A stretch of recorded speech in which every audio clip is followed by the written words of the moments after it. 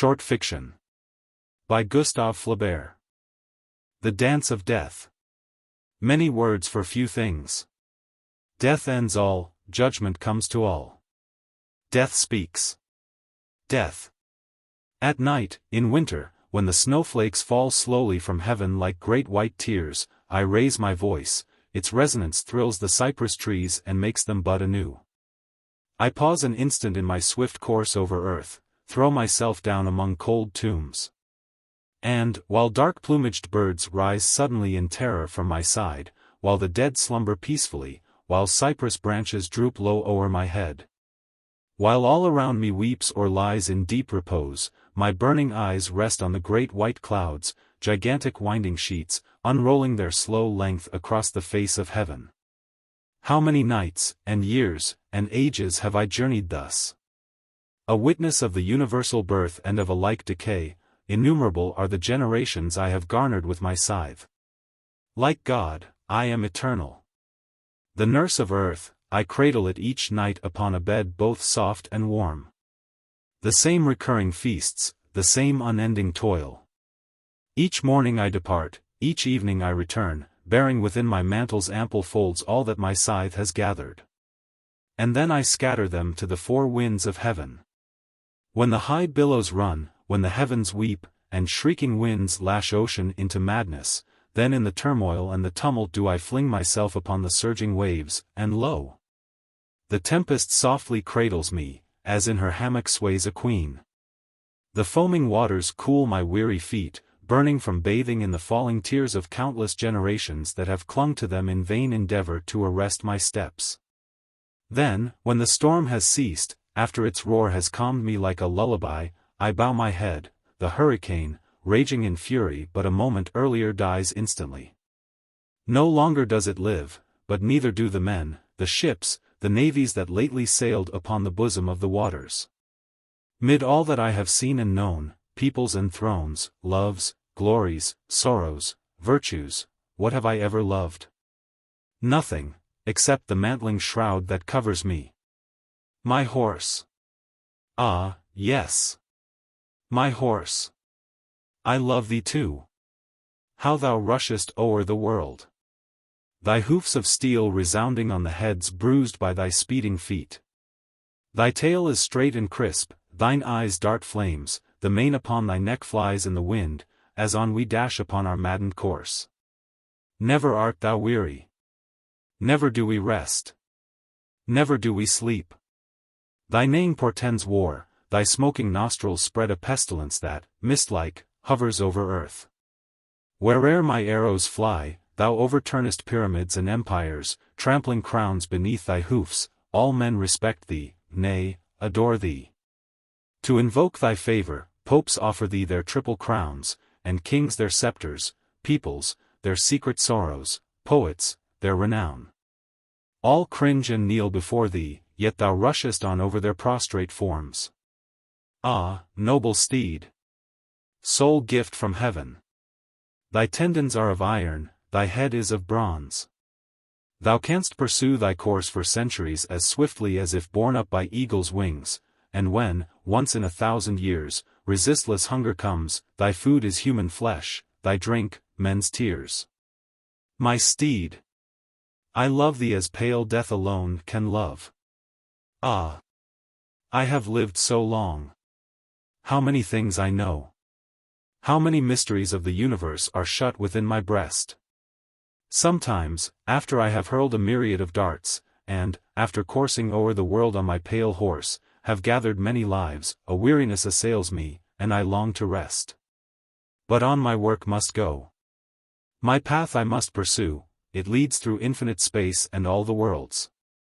I sweep away men's plans together with their triumphs, their loves together with their crimes, their very all.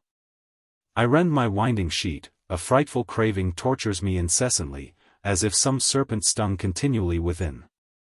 I throw a backward glance, and see the smoke of fiery ruins left behind.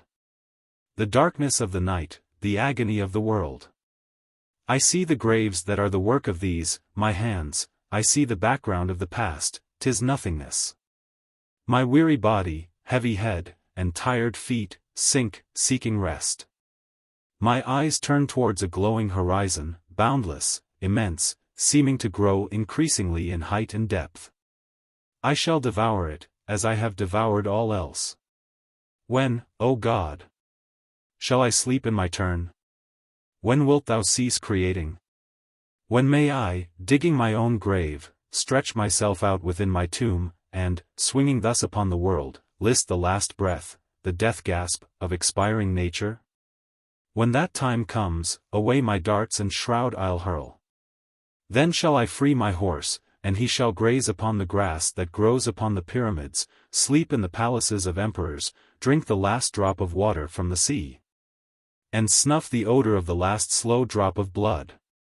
By day, by night, through the countless ages, he shall roam through fields eternal as the fancy takes him, shall leap with one great bound from Atlas to the Himalayas. Shall course, in his insolent pride, from heaven to earth, disport himself by caracoling in the dust of crumbled empires, shall speed across the beds of dried-up oceans. Shall bound o'er ruins of enormous cities, inhale the void with swelling chest, and roll and stretch at ease. Then haply, faithful one, weary as I, thou finally shalt seek some precipice from which to cast thyself, shalt halt, panting before the mysterious ocean of infinity. And then, with foaming mouth, dilated nostrils, and extended neck turned towards the horizon, thou shalt, as I, pray for eternal sleep, for repose for thy fiery feet. For a bed of green leaves, whereon reclining thou canst close thy burning eyes forever. There, waiting motionless upon the brink, thou shalt desire a power stronger than thyself to kill thee at a single blow, shalt pray for union with the dying storm, the faded flower, the shrunken corpse. Thou shalt seek sleep, because eternal life is torture, and the tomb is peace. Why are we here? What hurricane has hurled us into this abyss? What tempest soon shall bear us away towards the forgotten planets whence we came? Till then, my glorious steed, thou shalt run thy course. Thou mayst please thine ear with the crunching of the heads crushed under thy feet. Thy course is long, but courage.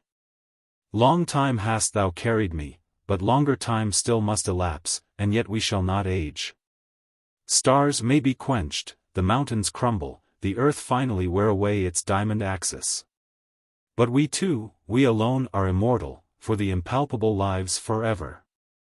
But today thou canst lie at my feet, and polish thy teeth against the moss-grown tombs, for Satan has abandoned me, and a power unknown compels me to obey his will. Lo! The dead seek to rise from their graves. Satan, I love thee. Thou alone canst comprehend my joys and my deliriums.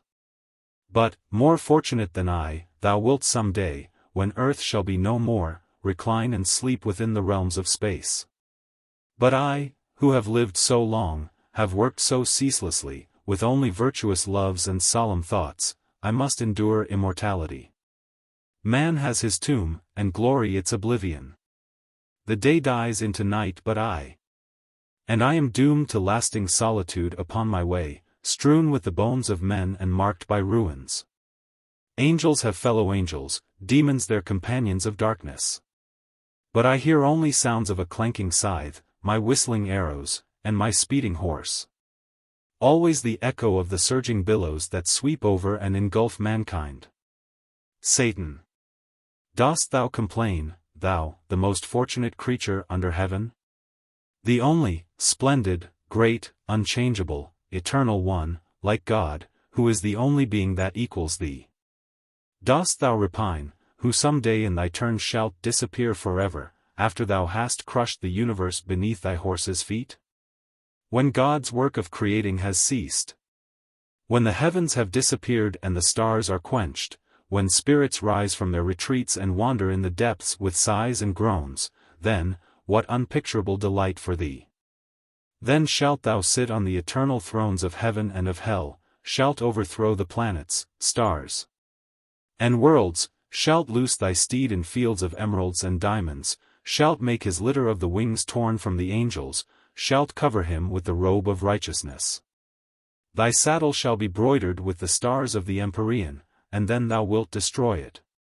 After thou hast annihilated everything, when naught remains but empty space, thy coffin shattered and thine arrows broken, then make thyself a crown of stone from heaven's highest mount, and cast thyself into the abyss of oblivion. Thy fall may last 1,000,000 eons, but thou shalt die at last. Because the world must end, all must die, except Satan. Immortal more than God. I live to bring chaos into other worlds. Death. But thou hast not, as I, this vista of eternal nothingness before thee, thou dost not suffer with this death-like cold, as I. Satan. Nay, but I quiver under fierce and unrelaxing hearts of molten lava, which burn the doomed and which e'en I cannot escape. For thou, at least, hast only to destroy. But I bring birth and I give life. I direct empires and govern the affairs of states and of hearts. I must be everywhere. The precious metals flow, the diamonds glitter, and men's names resound at my command. I whisper in the ears of women, of poets, and of statesmen, words of love, of glory, of ambition. With Messalina and Nero, at Paris and at Babylon, within the selfsame moment do I dwell. Let a new island be discovered, I fly to it ere man can set foot there. Though it be but a rock encircled by the sea, I am there in advance of men who will dispute for its possession. I lounge, at the same instant, on a courtesan's couch and on the perfumed beds of emperors. Hatred and envy, pride and wrath, pour from my lips in simultaneous utterance. By night and day I work. While men are burning Christians, I luxuriate voluptuously in baths perfumed with roses, I race in chariots, yield to deep despair, or boast aloud in pride. At times I have believed that I embodied the whole world, and all that I have seen took place, in verity, within my being. Sometimes I weary, lose my reason, and indulge in such mad follies that the most worthless of my minions ridicule me while they pity me. No creature cares for me.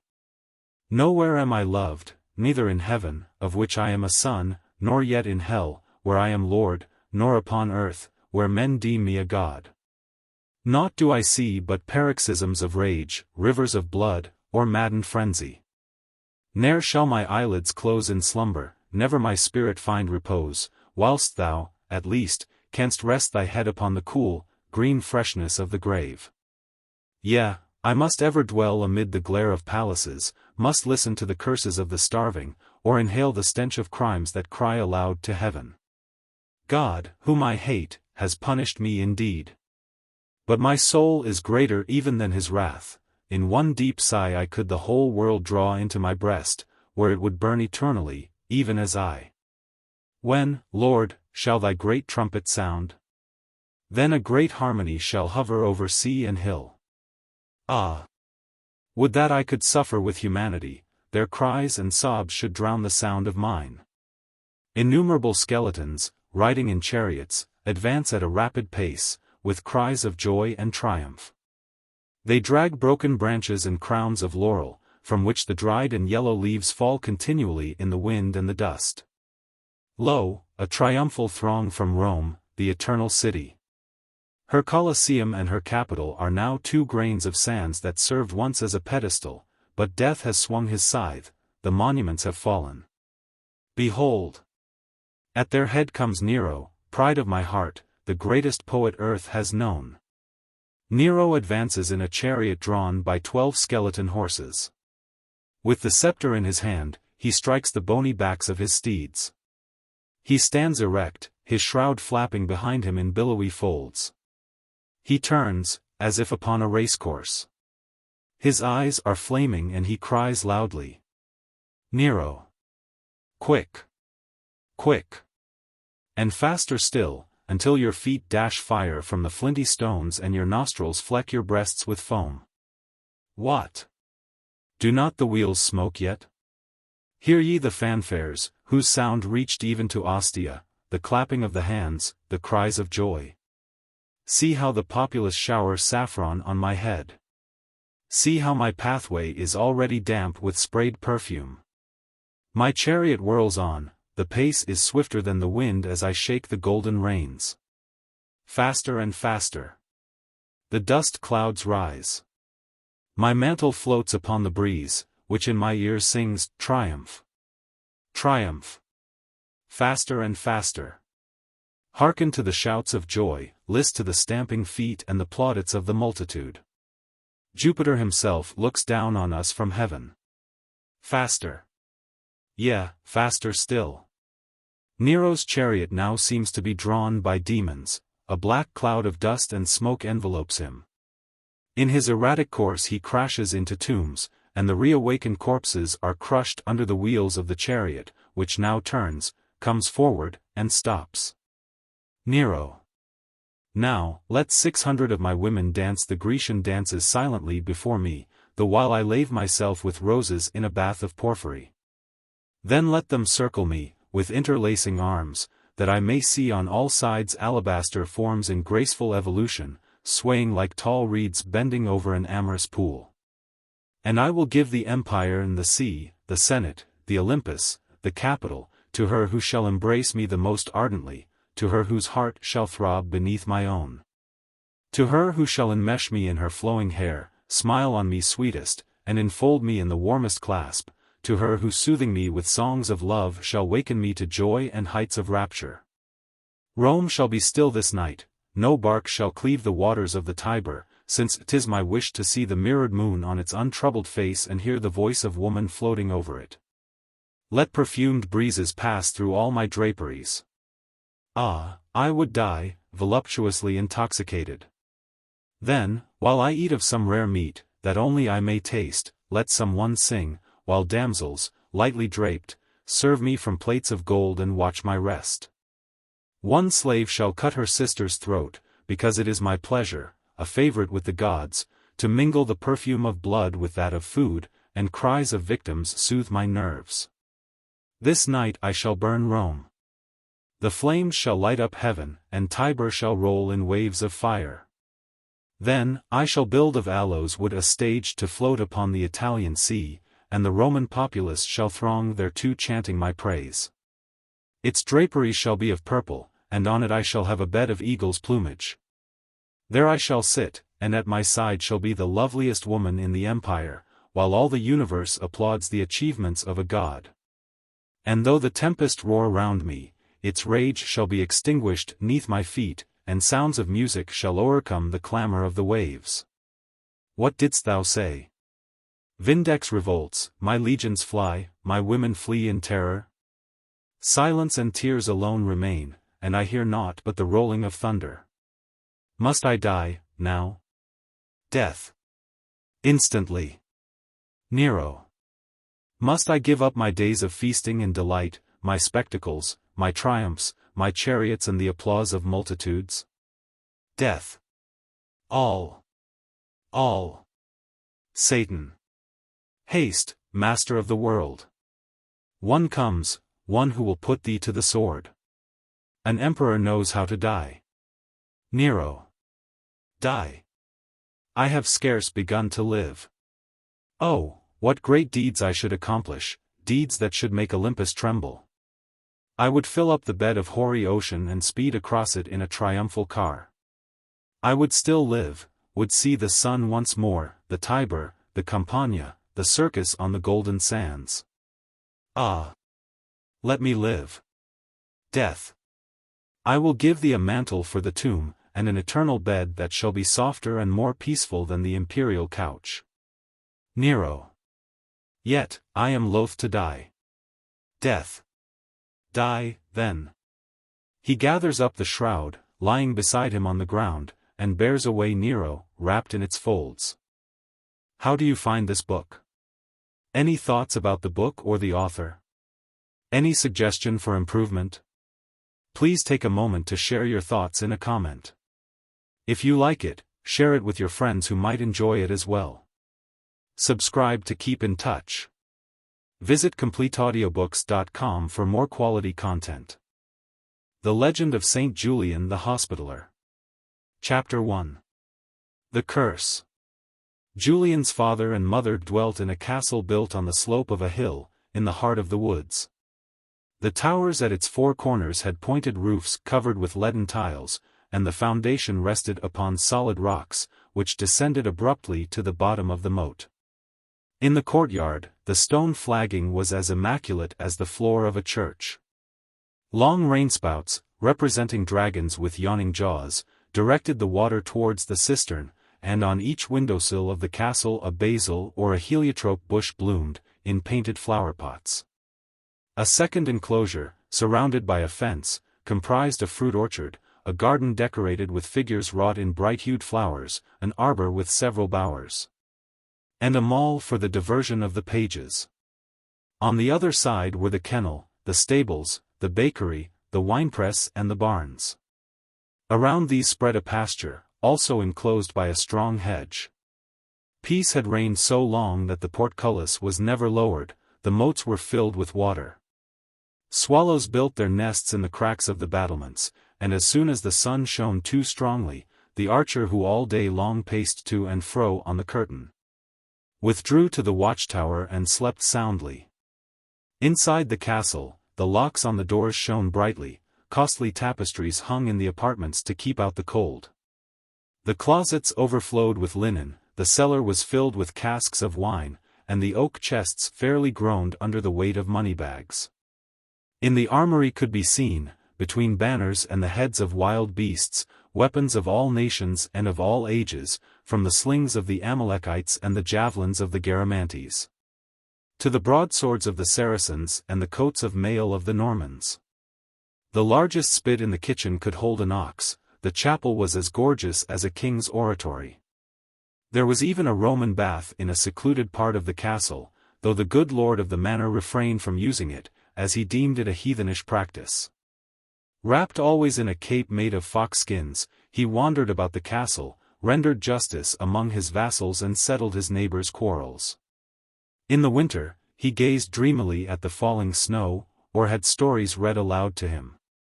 But as soon as the fine weather returned, he would mount his mule and sally forth into the country roads, edged with ripening wheat, to talk with the peasants, to whom he distributed advice. After a number of adventures he took unto himself a wife of high lineage. She was pale and serious, and a trifle haughty. The horns of her headdress touched the top of the doors and the hem of her gown trailed far behind her. She conducted her household like a cloister. Every morning she distributed work to the maids, supervised the making of preserves and unguents, and afterwards passed her time in spinning, or in embroidering altar cloths. In response to her fervent prayers, God granted her a son. Then there was great rejoicing, and they gave a feast which lasted 3 days and 4 nights, with illuminations and soft music.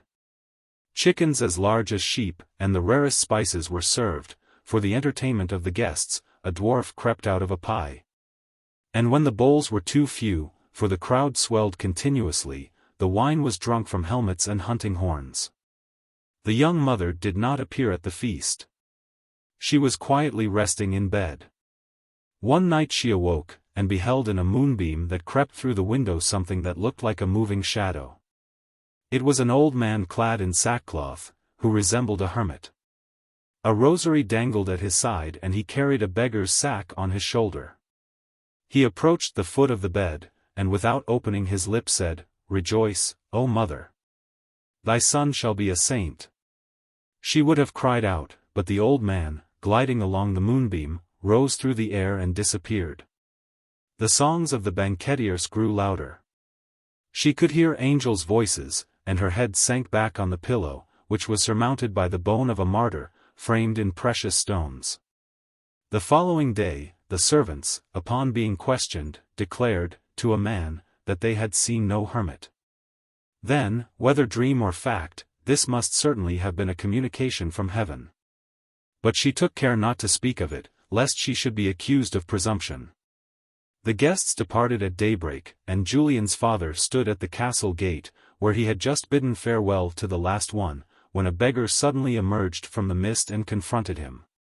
He was a gypsy, for he had a braided beard and wore silver bracelets on each arm. His eyes burned and, in an inspired way, he muttered some disconnected words. "Ah! Ah! Thy son! Great bloodshed, great glory, happy always, an emperor's family." Then he stooped to pick up the alms thrown to him, and disappeared in the tall grass.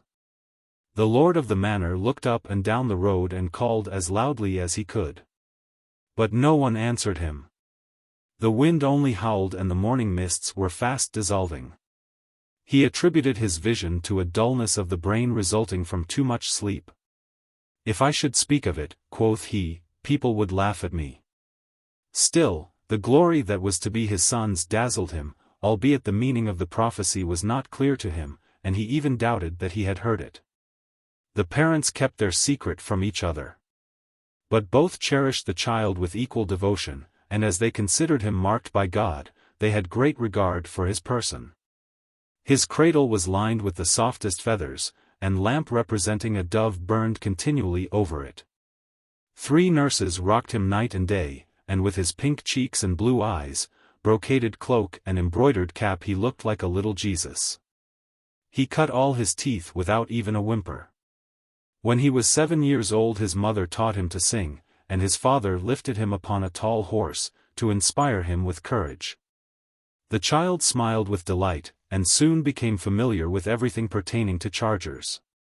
An old and very learned monk taught him the gospel, the Arabic numerals, the Latin letters, and the art of painting delicate designs on vellum. They worked in the top of a tower, away from all noise and disturbance. When the lesson was over, they would go down into the garden and study the flowers. Sometimes a herd of cattle passed through the valley below, in charge of a man in oriental dress. The lord of the manor, recognizing him as a merchant, would dispatch a servant after him. The stranger, becoming confident, would stop on his way and after being ushered into the castle hall, would display pieces of velvet and silk, trinkets and strange objects whose use was unknown in those parts. Then, in due time he would take leave, without having been molested and with a handsome profit. At other times, a band of pilgrims would knock at the door. Their wet garments would be hung in front of the hearth and after they had been refreshed by food they would relate their travels, and discuss the uncertainty of vessels on the high seas. Their long journeys across burning sands, the ferocity of the infidels, the caves of Syria, the manger and the holy sepulchre. They made presents to the young heir of beautiful shells, which they carried in their cloaks. The lord of the manor very often feasted his brothers at arms, and over the wine the old warriors would talk of battles and attacks, of war machines, and of the frightful wounds they had received. So that Julian, who was a listener, would scream with excitement. Then his father felt convinced that some day he would be a conqueror. But in the evening, after the Angelus, when he passed through the crowd of beggars who clustered about the church door, he distributed his alms with so much modesty and nobility that his mother fully expected to see him become an archbishop in time. His seat in the chapel was next to his parents', and no matter how long the services lasted, he remained kneeling on his prie-dieu, with folded hands and his velvet cap lying close beside him on the floor. One day, during Mass, he raised his head and beheld a little white mouse crawling out of a hole in the wall. It scrambled to the first altar step and then, after a few gambols, ran back in the same direction. On the following Sunday, the idea of seeing the mouse again worried him. It returned. And every Sunday after that he watched for it, and it annoyed him so much that he grew to hate it and resolved to do away with it. So, having closed the door and strewn some crumbs on the steps of the altar, he placed himself in front of the hole with a stick. After a long while a pink snout appeared, and then whole mouse crept out. He struck it lightly with his stick and stood stunned at the sight of the little, lifeless body. A drop of blood stained the floor. He wiped it away hastily with his sleeve, and picking up the mouse, threw it away, without saying a word about it to anyone. All sorts of birds pecked at the seeds in the garden. He put some peas in a hollow reed, and when he heard birds chirping in a tree, he would approach cautiously, lift the tube and swell his cheeks. Then, when the little creatures dropped about him in multitudes, he could not refrain from laughing and being delighted with his own cleverness. One morning, as he was returning by way of the curtain, he beheld a fat pigeon sunning itself on the top of the wall. He paused to gaze at it. Where he stood the rampart was cracked and a piece of stone was near at hand. He gave his arm a jerk and the well-aimed missile struck the bird squarely, sending it straight into the moat below. He sprang after it, unmindful of the brambles, and ferreted around the bushes with the litheness of a young dog. The pigeon hung with broken wings in the branches of a privet hedge. The persistence of its life irritated the boy. He began to strangle it, and its convulsions made his heart beat quicker, and filled him with a wild, tumultuous voluptuousness, the last throb of its heart making him feel like fainting. At supper that night, his father declared that at his age a boy should begin to hunt. And he arose and brought forth an old writing book which contained, in questions and answers, everything pertaining to the pastime. In it, a master showed a supposed pupil how to train dogs and falcons, lay traps, recognize a stag by its fumes, and a fox or a wolf by footprints. He also taught the best way of discovering their tracks, how to start them, where their refuges are usually to be found, what winds are the most favorable, and further enumerated the various cries and the rules of the quarry. When Julian was able to recite all these things by heart, his father made up a pack of hounds for him. There were 24 greyhounds of Barbary, speedier than gazelles, but liable to get out of temper. 17 couples of Breton dogs, great barkers, with broad chests and russet coats flecked with white. For wild boar hunting and perilous doublings, there were 40 boarhounds as hairy as bears. The red mastiffs of Tartary, almost as large as donkeys, with broad backs and straight legs, were destined for the pursuit of the wild bull. The black coats of the spaniels shone like satin. The barking of the setters equaled that of the beagles. In a special enclosure were 8 growling bloodhounds that tugged at their chains and rolled their eyes, and these dogs leaped at men's throats and were not afraid even of lions. All ate wheat bread, drank from marble troughs, and had high-sounding names. Perhaps the falconry surpassed the pack. For the master of the castle, by paying great sums of money, had secured Caucasian hawks, Babylonian sakers, German gerfalcons, and pilgrim falcons captured on the cliffs edging the cold seas. In distant lands, they were housed in a thatched shed and were chained to the perch in the order of size. In front of them was a little grass plot where, from time to time, they were allowed to disport themselves. Bag nets, baits, traps and all sorts of snares were manufactured. Often they would take out pointers who would set almost immediately. Then the whippers in, advancing step by step, would cautiously spread a huge net over their motionless bodies. At the command, the dogs would bark and arouse the quails. And the ladies of the neighborhood, with their husbands, children and handmaids, would fall upon them and capture them with ease. At other times they used a drum to start hares. And frequently foxes fell into the ditches prepared for them, while wolves caught their paws in the traps. But Julian scorned these convenient contrivances. He preferred to hunt away from the crowd, alone with his steed and his falcon. It was almost always a large, snow-white, Scythian bird. His leather hood was ornamented with a plume, and on his blue feet were bells, and he perched firmly on his master's arm while they galloped across the plains. Then Julian would suddenly untie his tether and let him fly, and the bold bird would dart through the air like an arrow. One might perceive 2 spots circle around, unite, and then disappear in the blue heights. Presently the falcon would return with a mutilated bird, and perch again on his master's gauntlet with trembling wings. Julian loved to sound his trumpet and follow his dogs over hills and streams, into the woods. And when the stag began to moan under their teeth, he would kill it deftly, and delight in the fury of the brutes, which would devour the pieces spread out on the warm hide. On foggy days, he would hide in the marshes to watch for wild geese, otters and wild ducks. At daybreak, 3 equerries waited for him at the foot of the steps. And though the old monk leaned out of the dormer window and made signs to him to return, Julian would not look around. He heeded neither the broiling sun, the rain nor the storm. He drank spring water and ate wild berries, and when he was tired, he lay down under a tree. And he would come home at night covered with earth and blood, with thistles in his hair and smelling of wild beasts. He grew to be like them. And when his mother kissed him, he responded coldly to her caress and seemed to be thinking of deep and serious things. He killed bears with a knife, bulls with a hatchet, and wild boars with a spear.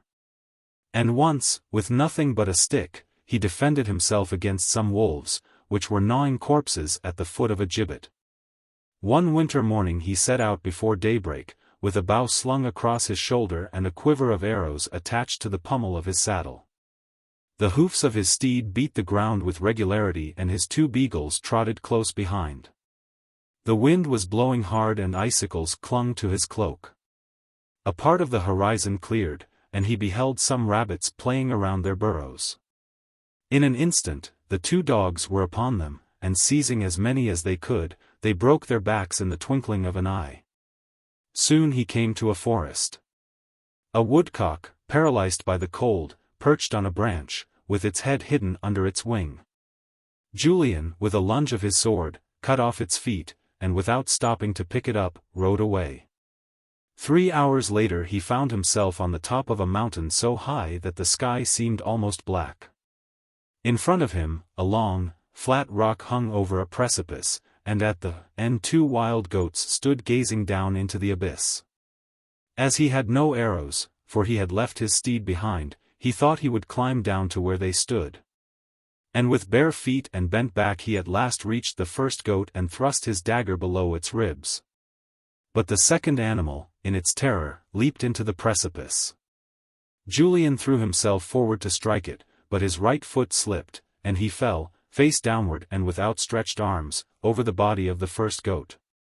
After he returned to the plains, he followed a stream bordered by willows. From time to time, some cranes, flying low, passed over his head. He killed them with his whip, never missing a bird. He beheld in the distance the gleam of a lake which appeared to be of lead, and in the middle of it was an animal he had never seen before, a beaver with a black muzzle. Notwithstanding the distance that separated them, an arrow ended its life and Julian only regretted that he was not able to carry the skin home with him. Then he entered an avenue of tall trees, the tops of which formed a triumphal arch to the entrance of a forest. A deer sprang out of the thicket and a badger crawled out of its hole, a stag appeared in the road, and a peacock spread its fan-shaped tail on the grass, and after he had slain them all, other deer, other stags, other badgers, other peacocks, and jays, blackbirds, foxes, porcupines, polecats, and lynxes, appeared. In fact, a host of beasts that grew more and more numerous with every step he took. Trembling, and with a look of appeal in their eyes, they gathered around Julian, but he did not stop slaying them. And so intent was he on stretching his bow, drawing his sword and whipping out his knife, that he had little thought for aught else.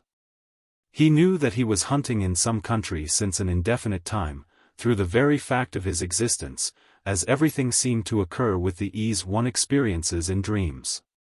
But presently an extraordinary sight made him pause.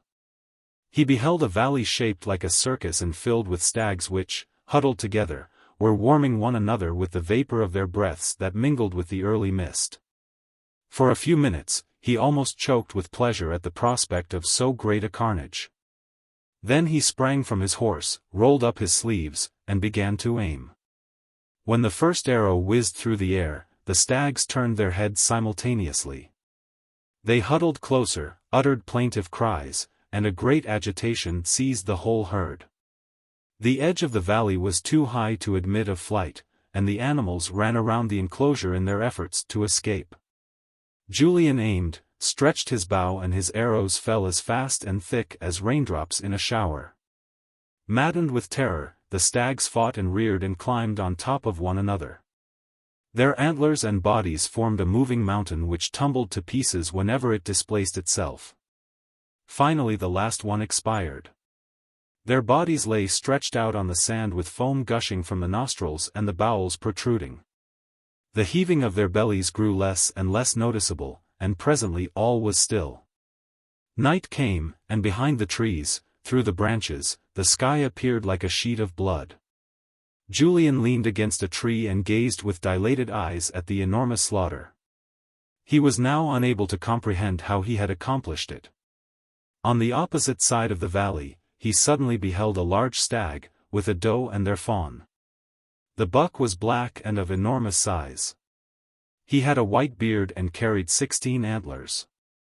His mate was the color of dead leaves, and she browsed upon the grass, while the fawn, clinging to her udder, followed her step by step. Again the bow was stretched, and instantly the fawn dropped dead, and seeing this, its mother raised her head and uttered a poignant, almost human wail of agony. Exasperated, Julian thrust his knife into her chest, and felled her to the ground. The great stag had watched everything and suddenly he sprang forward. Julian aimed his last arrow at the beast. It struck him between his antlers and stuck there. The stag did not appear to notice it. Leaping over the bodies, he was coming nearer and nearer with the intention, Julian thought, of charging at him and ripping him open, and he recoiled with inexpressible horror. But presently the huge animal halted, and, with eyes aflame and the solemn air of a patriarch and a judge, repeated thrice, while a bell tolled in the distance, "Accursed! Accursed! Accursed! Some day, ferocious soul, thou wilt murder thy father and thy mother." Then he sank on his knees, gently closed his lids and expired. At first Julian was stunned, and then a sudden lassitude and an immense sadness came over him.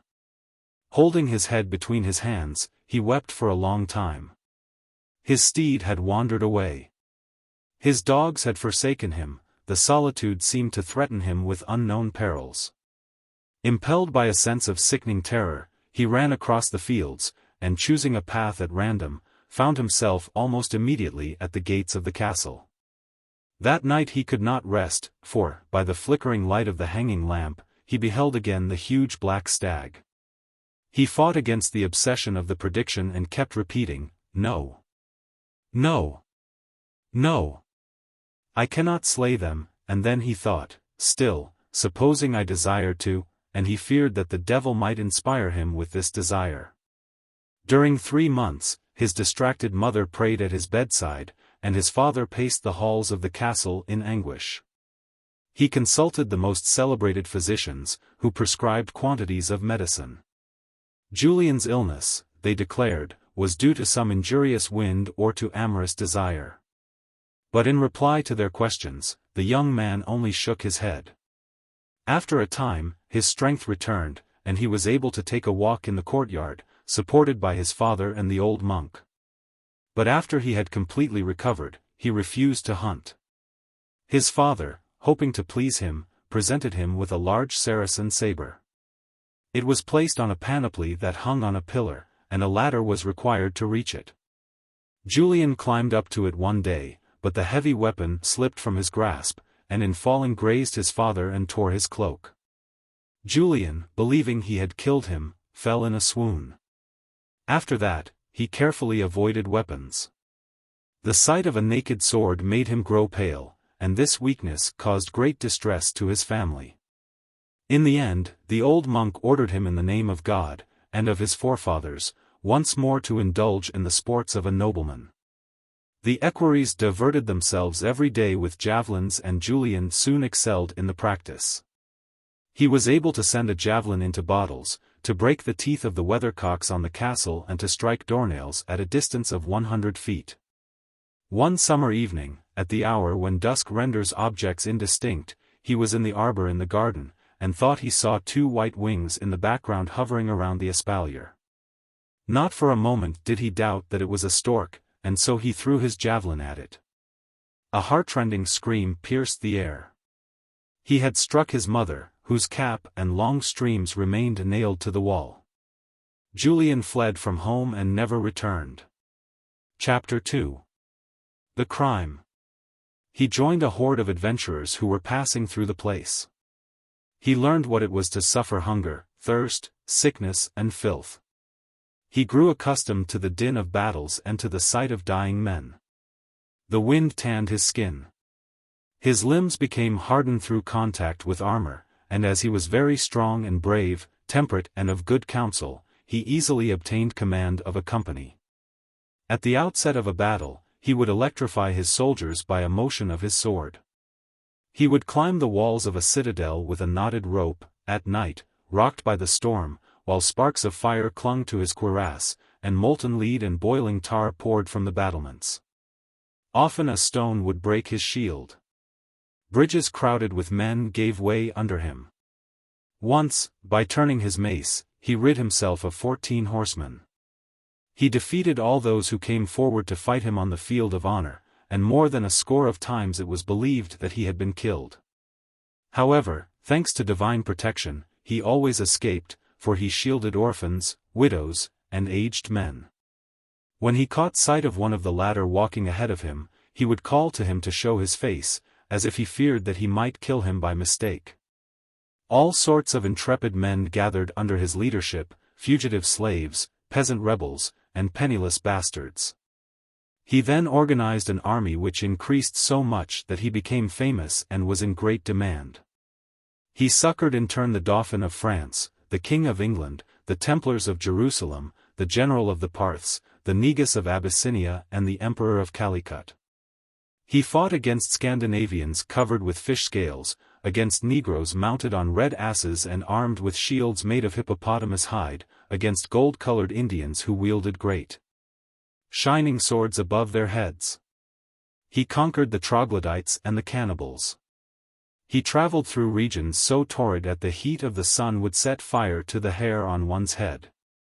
He journeyed through countries so glacial that one's arms would fall from the body, and he passed through places where the fogs were so dense that it seemed like being surrounded by phantoms.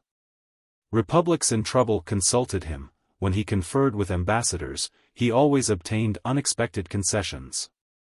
Also, if a monarch behaved badly, he would arrive on the scene and rebuke him. He freed nations. He rescued queens sequestered in towers. It was he and no other that killed the serpent of Milan and the dragon of Aberberbic.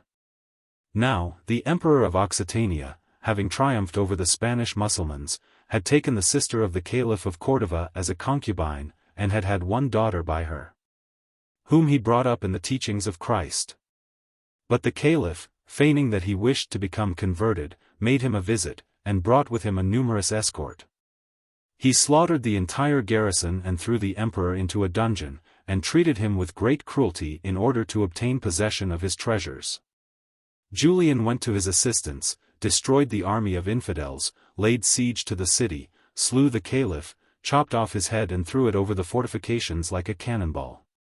As a reward for so great a service, the emperor presented him with a large sum of money in baskets, but Julian declined it. Then the emperor, thinking that the amount was not sufficiently large, offered him 3/4 of his fortune, and on meeting a second refusal, proposed to share his kingdom with his benefactor. But Julian only thanked him for it, and the emperor felt like weeping with vexation at not being able to show his gratitude. When he suddenly tapped his forehead and whispered a few words in the ear of one of his courtiers, the tapestry curtains parted and a young girl appeared. Her large black eyes shone like two soft lights. A charming smile parted her lips. Her curls were caught in the jewels of her half-opened bodice, and the grace of her youthful body could be divined under the transparency of her tunic. She was small and quite plump, but her waist was slender. Julian was absolutely dazzled, all the more since he had always led a chaste life. So he married the emperor's daughter, and received at the same time a castle she had inherited from her mother. And when the rejoicings were over, he departed with his bride, after many courtesies had been exchanged on both sides. The castle was of Moorish design, in white marble, erected on a promontory and surrounded by orange trees. Terraces of flowers extended to the shell-strewn shores of a beautiful bay. Behind the castle spread a fan-shaped forest. The sky was always blue, and the trees were swayed in turn by the ocean breeze and by the winds that blew from the mountains that closed the horizon. Light entered the apartments through the incrustations of the walls. High, reed-like columns supported the ceiling of the cupolas, decorated in imitation of stalactites. Fountains played in the spacious halls, the courts were inlaid with mosaic, there were festooned partitions and a great profusion of architectural fancies. And everywhere reigned a silence so deep that the swish of a sash or the echo of a sigh could be distinctly heard. Julian now had renounced war. Surrounded by a peaceful people, he remained idle, receiving every day a throng of subjects who came and knelt before him and kissed his hand in oriental fashion. Clad in sumptuous garments, he would gaze out of the window and think of his past exploits, and wish that he might again run in the desert in pursuit of ostriches and gazelles, hide among the bamboos to watch for leopards, ride through forests filled with rhinoceroses, climb the most inaccessible peaks in order to have a better aim at the eagles, and fight the polar bears on the icebergs of the northern sea. Sometimes, in his dreams, he fancied himself like Adam in the midst of paradise, surrounded by all the beasts. By merely extending his arm, he was able to kill them. Or else they filed past him, in pairs, by order of size, from the lions and the elephants to the ermines and the ducks, as on the day they entered Noah's Ark. Hidden in the shadow of a cave, he aimed unerring arrows at them, then came others and still others, until he awoke, wild-eyed. Princes, friends of his, invited him to their meats, but he always refused their invitations, because he thought that by this kind of penance he might possibly avert the threatened misfortune. It seemed to him that the fate of his parents depended on his refusal to slaughter animals. He suffered because he could not see them, and his other desire was growing well-nigh unbearable. In order to divert his mind, his wife had dancers and jugglers come to the castle. She went abroad with him in an open litter. At other times, stretched out on the edge of a boat, they watched for hours the fish disport themselves in the water, which was as clear as the sky. Often she playfully threw flowers at him, or nestling at his feet, she played melodies on an old mandolin. Then, clasping her hands on his shoulder, she would inquire tremulously, "What troubles thee, my dear lord?" He would not reply, or else he would burst into tears. But at last, one day, he confessed his fearful dread. His wife scorned the idea and reasoned wisely with him. Probably his father and mother were dead. And even if he should ever see them again, through what chance, to what end, would he arrive at this abomination? Therefore, his fears were groundless, and he should hunt again. Julian listened to her and smiled, but he could not bring himself to yield to his desire. One August evening when they were in their bedchamber, she having just retired and he being about to kneel in prayer, he heard the yelping of a fox and light footsteps under the window. And he thought he saw things in the dark that looked like animals. The temptation was too strong. He seized his quiver. His wife appeared astonished. "I am obeying you," quoth he, "and I shall be back at sunrise." However, she feared that some calamity would happen. But he reassured her and departed, surprised at her illogical moods. A short time afterwards, a page came to announce that two strangers desired, in the absence of the lord of the castle, to see its mistress at once. Soon a stooping old man and an aged woman entered the room. Their coarse garments were covered with dust and each leaned on a stick. They grew bold enough to say that they brought Julian news of his parents. She leaned out of the bed to listen to them. But after glancing at each other, the old people asked her whether he ever referred to them and if he still loved them. "Oh, yes," she said. Then they exclaimed, "We are his parents." And they sat themselves down, for they were very tired. But there was nothing to show the young wife that her husband was their son. They proved it by describing to her the birthmarks he had on his body. Then she jumped out of bed, called a page, and ordered that a repast be served to them. But although they were very hungry, they could scarcely eat, and she observed surreptitiously how their lean fingers trembled whenever they lifted their cups. They asked 100 questions about their son, and she answered each one of them, but she was careful not to refer to the terrible idea that concerned them. When he failed to return, they had left their chateau, and had wandered for several years, following vague indications but without losing hope. So much money had been spent at the tolls of the rivers and in inns, to satisfy the rights of princes and the demands of highwaymen, that now their purse was quite empty and they were obliged to beg. But what did it matter, since they were about to clasp again their son in their arms? They lauded his happiness in having such a beautiful wife, and did not tire of looking at her and kissing her.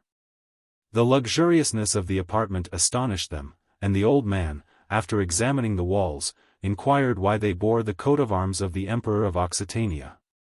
"He is my father," she replied.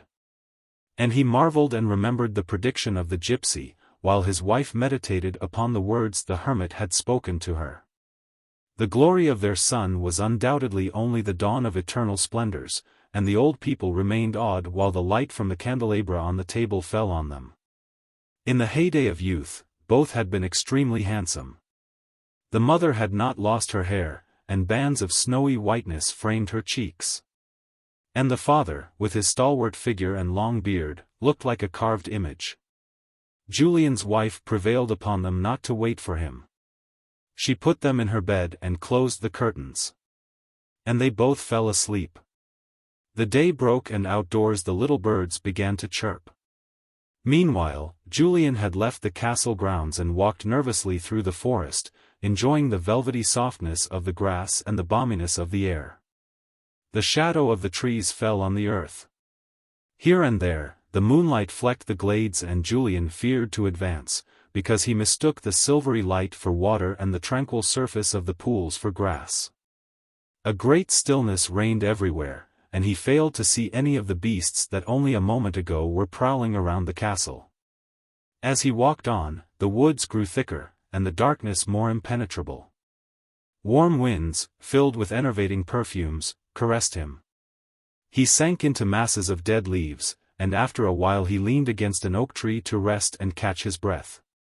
Suddenly a body blacker than the surrounding darkness sprang from behind the tree. It was a wild boar. Julian did not have time to stretch his bow, and he bewailed the fact as if it were some great misfortune. Presently, having left the woods, he beheld a wolf slinking along a hedge. He aimed an arrow at him. The wolf paused, turned his head and quietly continued on his way. He trotted along, always keeping at the same distance, pausing now and then to look around and resuming his flight as soon as an arrow was aimed in his direction. In this way Julian traversed an apparently endless plain, then sand hills, and at last found himself on a plateau that dominated a great stretch of land.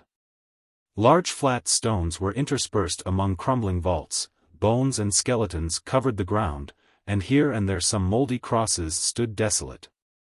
But presently, shapes moved in the darkness of the tombs, and from them came panting, wild-eyed hyenas.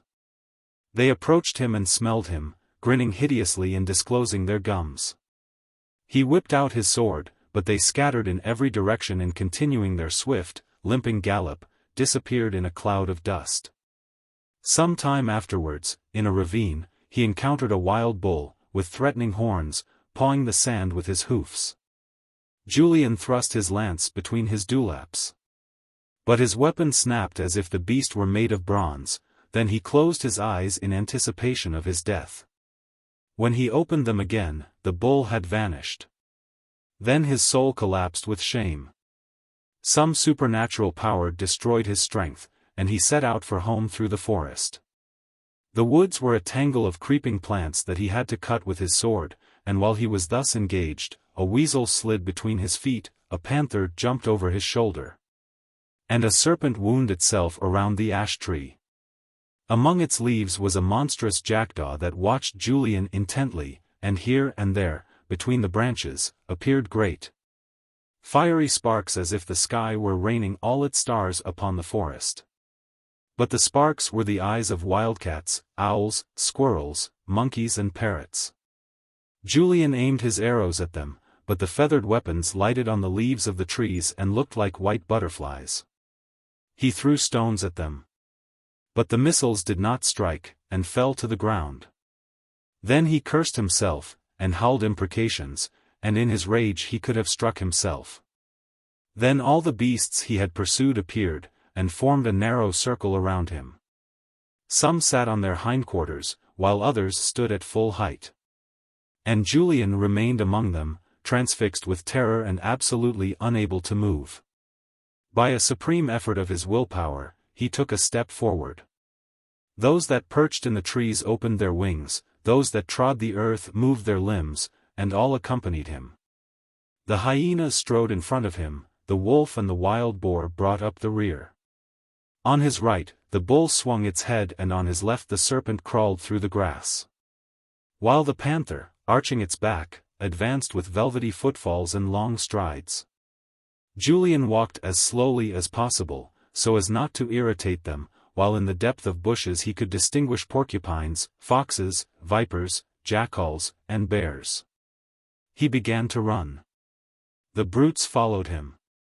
The serpent hissed, the malodorous beasts frothed at the mouth, the wild boar rubbed his tusks against his heels, and the wolf scratched the palms of his hands with the hairs of his snout. The monkeys pinched him and made faces, the weasel told over his feet. A bear knocked his cap off with its huge paw, and the panther disdainfully dropped an arrow it was about to put in its mouth. Irony seemed to incite their sly actions.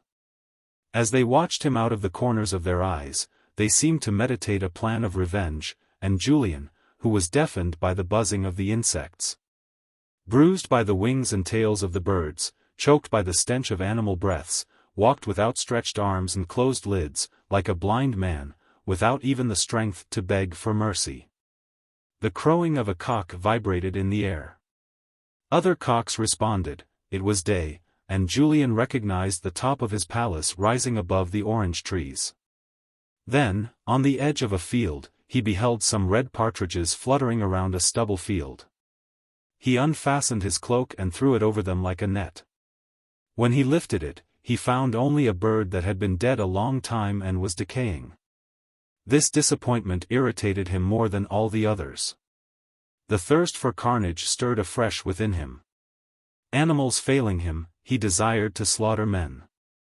He climbed the 3 terraces and opened the door with a blow of his fist.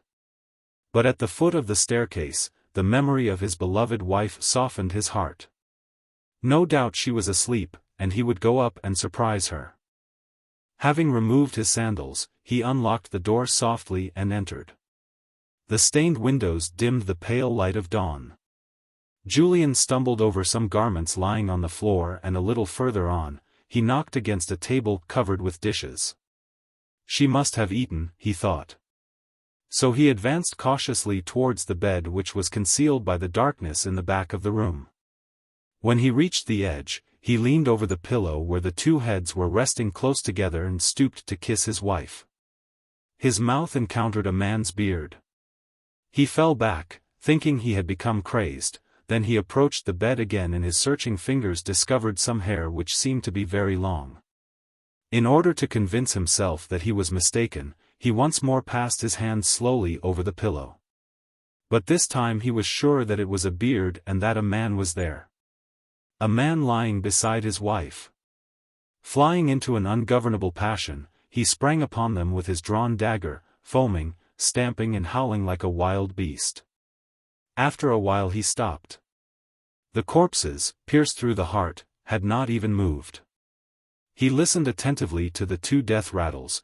They were almost alike, and as they grew fainter, another voice, coming from far away, seemed to continue them. Uncertain at first, this plaintive voice came nearer and nearer, grew louder, and presently he recognized, with a feeling of abject terror, the bellowing of the great black stag.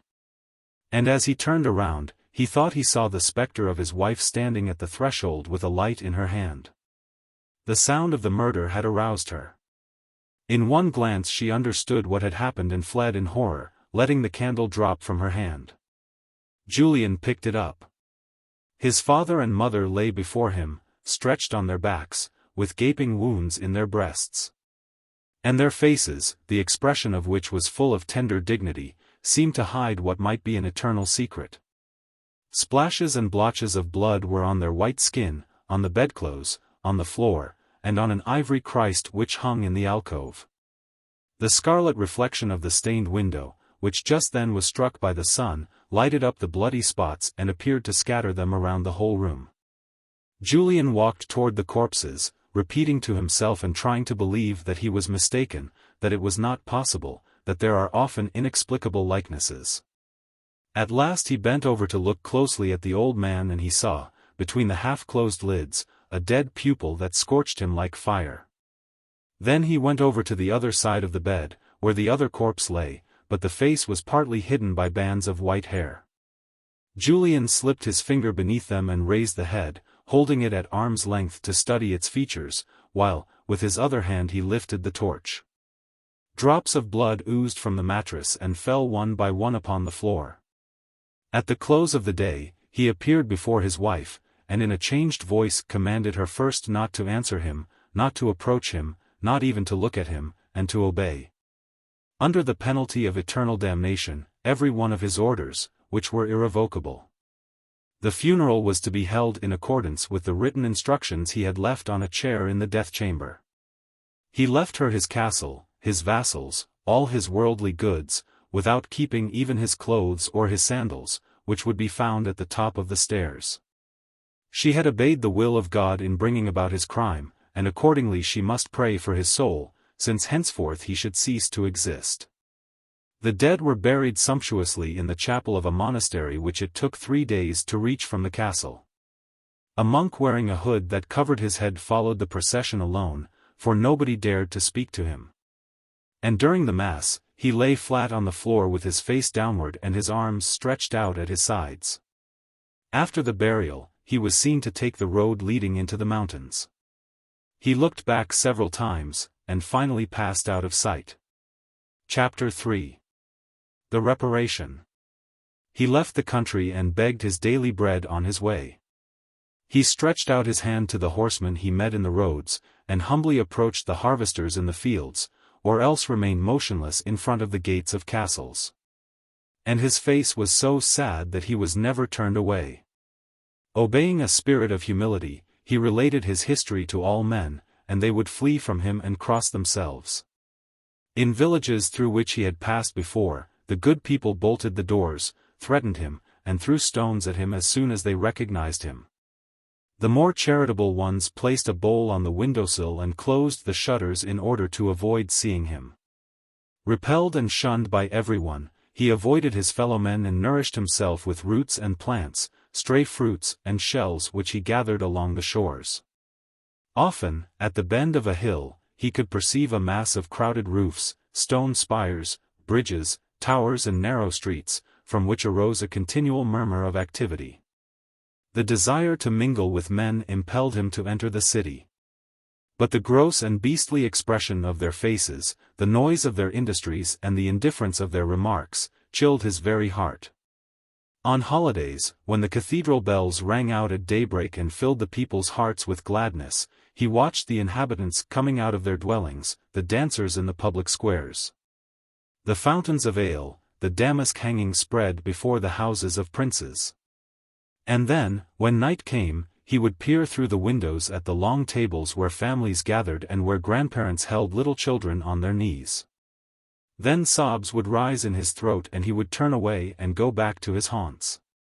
He gazed with yearning at the colts in the pastures, the birds in their nests, the insects on the flowers.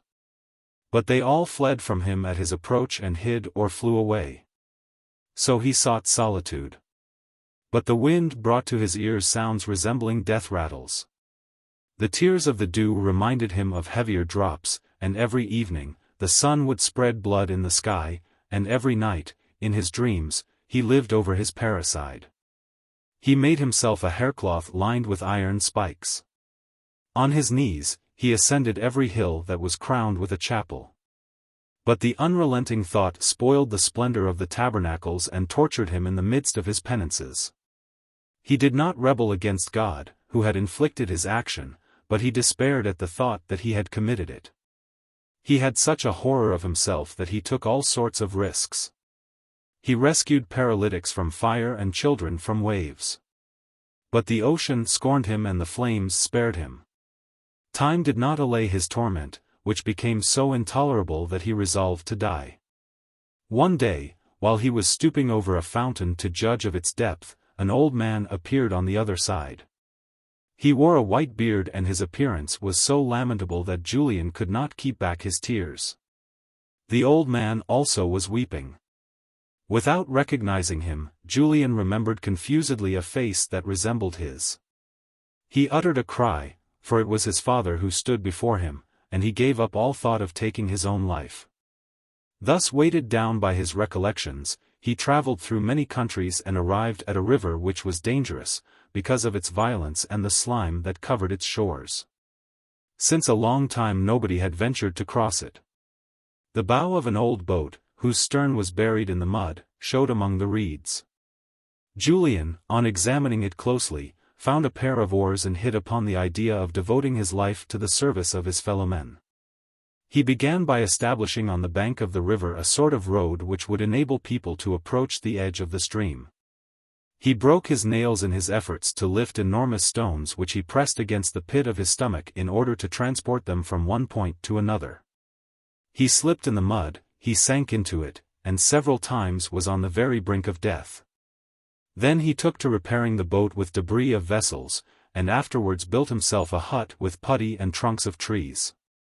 When it became known that a ferry had been established, passengers flocked to it. They hailed him from the opposite side by waving flags, and Julian would jump into the boat and row over. The craft was very heavy, and the people loaded it with all sorts of baggage, and beasts of burden, who reared with fright, thereby adding greatly to the confusion. He asked nothing for his trouble. Some gave him leftover victuals which they took from their sacks or worn-out garments which they could no longer use. The brutal ones hurled curses at him, and when he rebuked them gently they replied with insults, and he was content to bless them. A little table, a stool, a bed made of dead leaves and 3 earthen bowls were all he possessed. 2 holes in the wall served as windows. On one side, as far as the eye could see, stretched barren waste studded here and there with pools of water, and in front of him flowed the greenish waters of the wide river. In the spring, a putrid odor arose from the damp sod. Then fierce gales lifted clouds of dust that blew everywhere, even settling in the water and in one's mouth. A little later swarms of mosquitoes appeared, whose buzzing and stinging continued night and day. After that, came frightful frosts which communicated a stone-like rigidity to everything and inspired one with an insane desire for meat. Months passed when Julian never saw a human being. He often closed his lids and endeavored to recall his youth. He beheld the courtyard of a castle, with greyhounds stretched out on a terrace, an armory filled with valets, and under a bower of vines a youth with blonde curls, sitting between an old man wrapped in furs and a lady with a high cap. Presently the corpses rose before him, and then he would throw himself face downward on his cot and sob. "Oh! Poor father! Poor mother! Poor mother!" and would drop into a fitful slumber in which the terrible visions recurred. One night he thought that someone was calling to him in his sleep. He listened intently, but could hear nothing save the roaring of the waters. But the same voice repeated, "Julian." It proceeded from the opposite shore, fact which appeared extraordinary to him, considering the breadth of the river. The voice called a third time, "Julian." And the high-pitched tones sounded like the ringing of a church bell. Having lighted his lantern, he stepped out of his cabin. A frightful storm raged. The darkness was complete and was illuminated here and there only by the white waves leaping and tumbling. After a moment's hesitation, he untied the rope. The water presently grew smooth and the boat glided easily to the opposite shore, where a man was waiting. He was wrapped in a torn piece of linen. His face was like a chalk mask, and his eyes were redder than glowing coals. When Julian held up his lantern he noticed that the stranger was covered with hideous sores. But notwithstanding this, there was in his attitude something like the majesty of a king. As soon as he stepped into the boat, it sank deep into the water, borne downward by his weight. Then it rose again and Julian began to row. With each stroke of the oars, the force of the waves raised the bow of the boat. The water, which was blacker than ink, ran furiously along the sides. It formed abysses and then mountains, over which the boat glided, then it fell into yawning depths where, buffeted by the wind, it whirled around and around.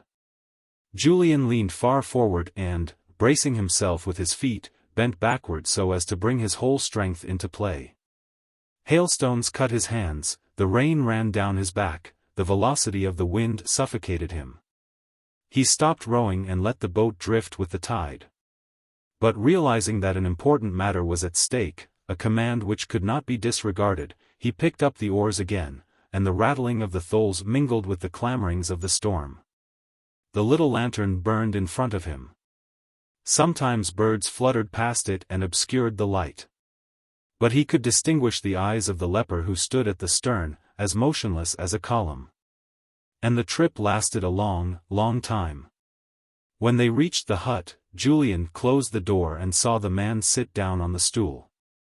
The species of shroud that was wrapped around him had fallen below his loins, and his shoulders and chest and lean arms were hidden under blotches of scaly pustules. Enormous wrinkles crossed his forehead. Like a skeleton, he had a hole instead of a nose, and from his bluish lips came breath which was fetid and as thick as mist. "I am hungry," he said. Julian set before him what he had, a piece of pork and some crusts of coarse bread.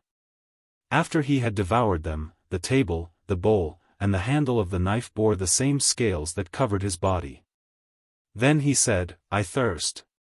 Julian fetched his jug of water, and when he lifted it, he smelled an aroma that dilated his nostrils and filled his heart with gladness. It was wine, what a boon! But the leper stretched out his arm and emptied the jug at one draught. Then he said, "I am cold." Julian ignited a bundle of ferns that lay in the middle of the hut. The leper approached the fire and, resting on his heels, began to warm himself. His whole frame shook and he was failing visibly. His eyes grew dull, his sores began to break, and in a faint voice he whispered, "Thy bed." Julian helped him gently to it, and even laid the sail of his boat over him to keep him warm. The leper tossed and moaned. The corners of his mouth were drawn up over his teeth, an accelerated death rattle shook his chest, and with each one of his aspirations, his stomach touched his spine. At last, he closed his eyes. "I feel as if ice were in my bones." "Lay thyself beside me," he commanded. Julian took off his garments. And then, as naked as on the day he was born, he got into the bed. Against his thigh he could feel the skin of the leper, and it was colder than a serpent and as rough as a file. He tried to encourage the leper, but he only whispered, "Oh! I am about to die. Come closer to me and warm me. Not with thy hands. No. With thy whole body." So Julian stretched himself out upon the leper, lay on him, lips to lips, chest to chest. Then the leper clasped him close, and presently his eyes shone like stars. His hair lengthened into sunbeams, the breath of his nostrils had the scent of roses, a cloud of incense rose from the hearth, and the waters began to murmur harmoniously. An abundance of bliss, a superhuman joy, filled the soul of the swooning Julian. While he who clasped him to his breast grew and grew until his head and his feet touched the opposite walls of the cabin. The roof flew up in the air, disclosing the heavens, and Julian ascended into infinity face to face with our Lord Jesus Christ, who bore him straight to heaven. And this is the story of Saint Julian the Hospitaller, as it is given on the stained glass window of a church in my birthplace. A Simple Soul. Chapter 1. Félicité. For half a century the housewives of Pont-l'Évêque had envied Madame Aubain her servant Félicité. For 100 francs a year, she cooked and did the housework, washed, ironed, mended, harnessed the horse, fattened the poultry, made the butter, and remained faithful to her mistress, although the latter was by no means an agreeable person. Madame Aubain had married a comely youth without any money, who died in the beginning of 1809, leaving her with 2 young children and a number of debts. She sold all her property excepting the farm of Tux and the farm of Jeffosses, the income of which barely amounted to 5,000 francs. Then she left her house in Saint-Melaine, and moved into a less pretentious one which had belonged to her ancestors and stood back of the marketplace. This house, with its slate-covered roof, was built between a passageway and a narrow street that led to the river.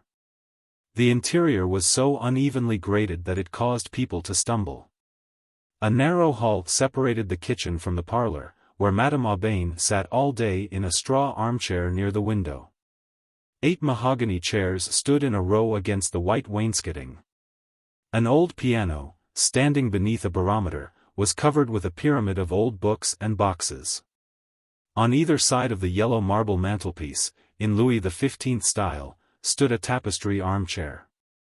The clock represented a temple of Vesta, and the whole room smelled musty, as it was on a lower level than the garden. On the first floor was Madame's bedchamber, a large room papered in a flowered design and containing the portrait of Monsieur dressed in the costume of a dandy. It communicated with a smaller room, in which there were 2 little cribs, without any mattresses. Next, came the parlor, always closed, filled with furniture covered with sheets. Then a hall, which led to the study, where books and papers were piled on the shelves of a bookcase that enclosed 3/4 of the big black desk.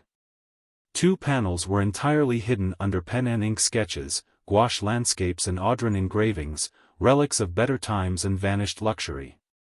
On the second floor, a garret window lighted Félicité's room, which looked out upon the meadows. She arose at daybreak, in order to attend Mass, and she worked without interruption until night. Then, when dinner was over, the dishes cleared away and the door securely locked, she would bury the log under the ashes and fall asleep in front of the hearth with a rosary in her hand. Nobody could bargain with greater obstinacy, and as for cleanliness, the luster on her brass saucepans was the envy and despair of other servants. She was most economical, and when she ate she would gather up crumbs with the tip of her finger, so that nothing should be wasted of the loaf of bread weighing 12 pounds which was baked especially for her and lasted 3 weeks. Summer and winter she wore a dimity kerchief fastened in the back with a pin, a cap which concealed her hair, a red skirt, grey stockings, and an apron with a bib like those worn by hospital nurses. Her face was thin and her voice shrill. When she was 25, she looked 40. After she had passed 50, nobody could tell her age. Erect and silent always, she resembled a wooden figure working automatically. Chapter 2. The heroine. Like every other woman, she had had an affair of the heart. Her father, who was a mason, was killed by falling from a scaffolding. Then her mother died and her sisters went their different ways. A farmer took her in, and while she was quite small, let her keep cows in the fields. She was clad in miserable rags, beaten for the slightest offense and finally dismissed for a theft of 30 sous which she did not commit. She took service on another farm where she tended the poultry, and as she was well thought of by her master, her fellow workers soon grew jealous. One evening in August, she was then 18 years old, they persuaded her to accompany them to the fair at Colleville. She was immediately dazzled by the noise, the lights in the trees, the brightness of the dresses, the laces and gold crosses, and the crowd of people all hopping at the same time. She was standing modestly at a distance, when presently a young man of well-to-do appearance, who had been leaning on the pole of a wagon and smoking his pipe, approached her, and asked her for a dance. He treated her to cider and cake, bought her a silk shawl, and then, thinking she had guessed his purpose, offered to see her home. When they came to the end of a field he threw her down brutally. But she grew frightened and screamed, and he walked off. One evening, on the road leading to Beaumont, she came upon a wagon loaded with hay, and when she overtook it, she recognized Theodore. He greeted her calmly, and asked her to forget what had happened between them, as it was all the fault of the drink. She did not know what to reply and wished to run away. Presently he began to speak of the harvest and of the notables of the village. His father had left Colleville and bought the farm of Les Ecots, so that now they would be neighbors. "Ah!" she exclaimed. He then added that his parents were looking around for a wife for him, but that he, himself, was not so anxious and preferred to wait for a girl who suited him. She hung her head. He then asked her whether she had ever thought of marrying. She replied, smilingly, that it was wrong of him to make fun of her. "Oh! No, I am in earnest," he said, and put his left arm around her waist while they sauntered along. The air was soft, the stars were bright, and the huge load of hay oscillated in front of them, drawn by 4 horses whose ponderous hoofs raised clouds of dust. Without a word from their driver they turned to the right. He kissed her again and she went home. The following week, Theodore obtained meetings. They met in yards, behind walls or under isolated trees. She was not ignorant, as girls of well-to-do families are, for the animals had instructed her. But her reason and her instinct of honor kept her from falling. Her resistance exasperated Theodore's love, and so in order to satisfy it, or perchance ingenuously, he offered to marry her. She would not believe him at first, so he made solemn promises. But, in a short time he mentioned a difficulty. The previous year, his parents had purchased a substitute for him. But any day he might be drafted, and the prospect of serving in the army alarmed him greatly. To Félicité his cowardice appeared a proof of his love for her, and her devotion to him grew stronger. When she met him, he would torture her with his fears and his entreaties. At last, he announced that he was going to the prefect himself for information, and would let her know everything on the following Sunday, between 11 o'clock and midnight. When the time drew near, she ran to meet her lover. But instead of Theodore, one of his friends was at the meeting place. He informed her that she would never see her sweetheart again. For, in order to escape the conscription, he had married a rich old woman, Madame Lehussais, of Toux. The poor girl's sorrow was frightful. She threw herself on the ground, she cried and called on the Lord, and wandered around desolately until sunrise. Then she went back to the farm, declared her intention of leaving, and at the end of the month, after she had received her wages, she packed all her belongings in a handkerchief and started for Pont-l'Evêque. In front of the inn, she met a woman wearing widow's weeds, and upon questioning her, learned that she was looking for a cook. The girl did not know very much, but appeared so willing and so modest in her requirements, that Madame Aubain finally said, "Very well, I will give you a trial." And half an hour later Félicité was installed in her house. At first she lived in a constant anxiety that was caused by the style of the household and the memory of Monsieur that hovered over everything. Paul and Virginia, the one aged 7 and the other barely 4, seemed made of some precious material. She carried them piggyback, and was greatly mortified when Madame Aubain forbade her to kiss them every other minute. But in spite of all this, she was happy. The comfort of her new surroundings had obliterated her sadness. Every Thursday, friends of Madame Aubain dropped in for a game of cards, and it was Félicité's duty to prepare the table and heat the foot warmers. They arrived at exactly 8 o'clock and departed before 11. Every Monday morning, the dealer in second-hand goods, who lived under the alleyway, spread out his wares on the sidewalk. Then the city would be filled with a buzzing of voices in which the neighing of horses, the bleating of lambs, the grunting of pigs, could be distinguished, mingled with the sharp sound of wheels on the cobblestones. About 12 o'clock, when the market was in full swing, there appeared at the front door a tall, middle-aged peasant, with a hooked nose and a cap on the back of his head. It was Roblin, the farmer of Jeffosses. Shortly afterwards came Liebard, the farmer of Toux, short, rotund and ruddy, wearing a grey jacket and spurred boots. Both men brought their landlady either chickens or cheese. Félicité would invariably thwart their ruses, and they held her in great respect. At various times, Madame Aubain received a visit from the Marquis de Grémanville, one of her uncles, who was ruined and lived at Falaise on the remainder of his estates. He always came at dinner-time and brought an ugly poodle with him, whose paws soiled the furniture. In spite of his efforts to appear a man of breeding, he even went so far as to raise his hat every time he said, "My deceased father." His habits got the better of him. And he would fill his glass a little too often and relate broad stories. Félicité would show him out very politely and say, "You have had enough for this time, Monsieur de Grémanville. Hoping to see you again," and would close the door. She opened it gladly for Monsieur Bourrice, a retired lawyer. His bald head and white cravat, the ruffling of his shirt, his flowing brown coat, the manner in which he took his snuff, his whole person, in fact, produced in her the kind of awe which we feel when we see extraordinary persons. As he managed Madame's estates, he spent hours with her in Monsieur's study. He was in constant fear of being compromised, had a great regard for the magistracy and some pretensions to learning. In order to facilitate the children's studies, he presented them with an engraved geography which represented various scenes of the world, cannibals with feather headdresses, a gorilla kidnapping a young girl, Arabs in the desert, a whale being harpooned, etc. Paul explained the pictures to Félicité. And, in fact, this was her only literary education.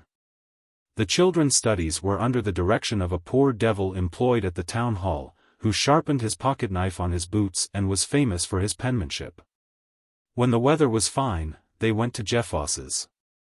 The house was built in the center of the sloping yard, and the sea looked like a gray spot in the distance. Félicité would take slices of cold meat from the lunch basket and they would sit down and eat in a room next to the dairy. This room was all that remained of a cottage that had been torn down. The dilapidated wallpaper trembled in the draughts. Madame Aubain, overwhelmed by recollections, would hang her head, while the children were afraid to open their mouths. Then, "Why don't you go and play?" their mother would say, and they would scamper off. Paul would go to the old barn, catch birds, throw stones into the pond, or pound the trunks of the trees with a stick till they resounded like drums. Virginia would feed the rabbits and run to pick the wild flowers in the fields, and her flying legs would disclose her little embroidered pantalettes. One autumn evening, they struck out for home through the meadows. The new moon illumined part of the sky and a mist hovered like a veil over the sinuosities of the river. Oxen, lying in the pastures, gazed mildly at the passing persons. In the third field, however, several of them got up and surrounded them. "Don't be afraid," cried Félicité. And murmuring a sort of lament she passed her hand over the back of the nearest ox. He turned away and the others followed. But when they came to the next pasture, they heard frightful bellowing. It was a bull which was hidden from them by the fog. He advanced towards the two women, and Madame Aubain prepared to flee for her life. "No, no. Not so fast," warned Félicité. Still they hurried on, for they could hear the noisy breathing of the bull close behind them. His hoofs pounded the grass like hammers, and presently he began to gallop. Félicité turned around and threw patches of grass in his eyes. He hung his head, shook his horns and bellowed with fury. Madame Aubain and the children, huddled at the end of the field, were trying to jump over the ditch. Félicité continued to back before the bull, blinding him with dirt, while she shouted to them to make haste. Madame Aubain finally slid into the ditch, after shoving first Virginia and then Paul into it, and though she stumbled several times she managed, by dint of courage, to climb the other side of it. The bull had driven Félicité up against a fence, the foam from his muzzle flew in her face and in another minute he would have disemboweled her. She had just time to slip between two bars and the huge animal, thwarted, paused. For years, this occurrence was a topic of conversation in Pont-l'Évêque. But Félicité took no credit to herself, and probably never knew that she had been heroic. Virginia occupied her thoughts solely, for the shock she had sustained gave her a nervous affection, and the physician, M. Poupart, prescribed the saltwater bathing at Trouville. In those days, Trouville was not greatly patronized. Madame Aubain gathered information, consulted Bourrice, and made preparations as if they were going on an extended trip. The baggage was sent the day before on Liebard's cart. On the following morning, he brought around 2 horses, one of which had a woman's saddle with a velveteen back to it, while on the crupper of the other was a rolled shawl that was to be used for a seat.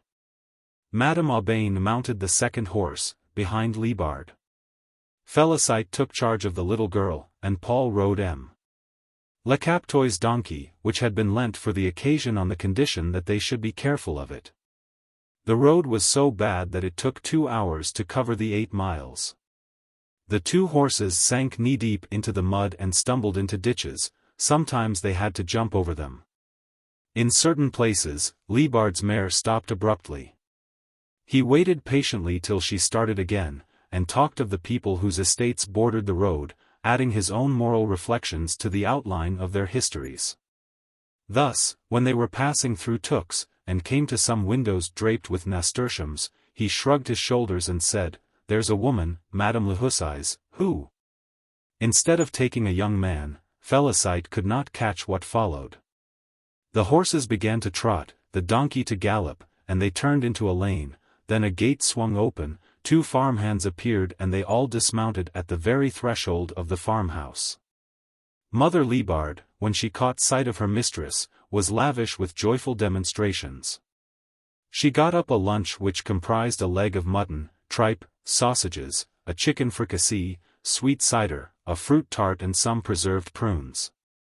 Then to all this the good woman added polite remarks about Madame, who appeared to be in better health, Mademoiselle, who had grown to be superb, and Paul, who had become singularly sturdy. She spoke also of their deceased grandparents, whom the Liebards had known, for they had been in the service of the family for several generations. Like its owners, the farm had an ancient appearance.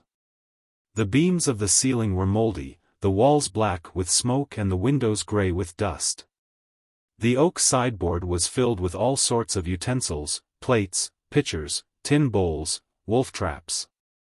The children laughed when they saw a huge syringe.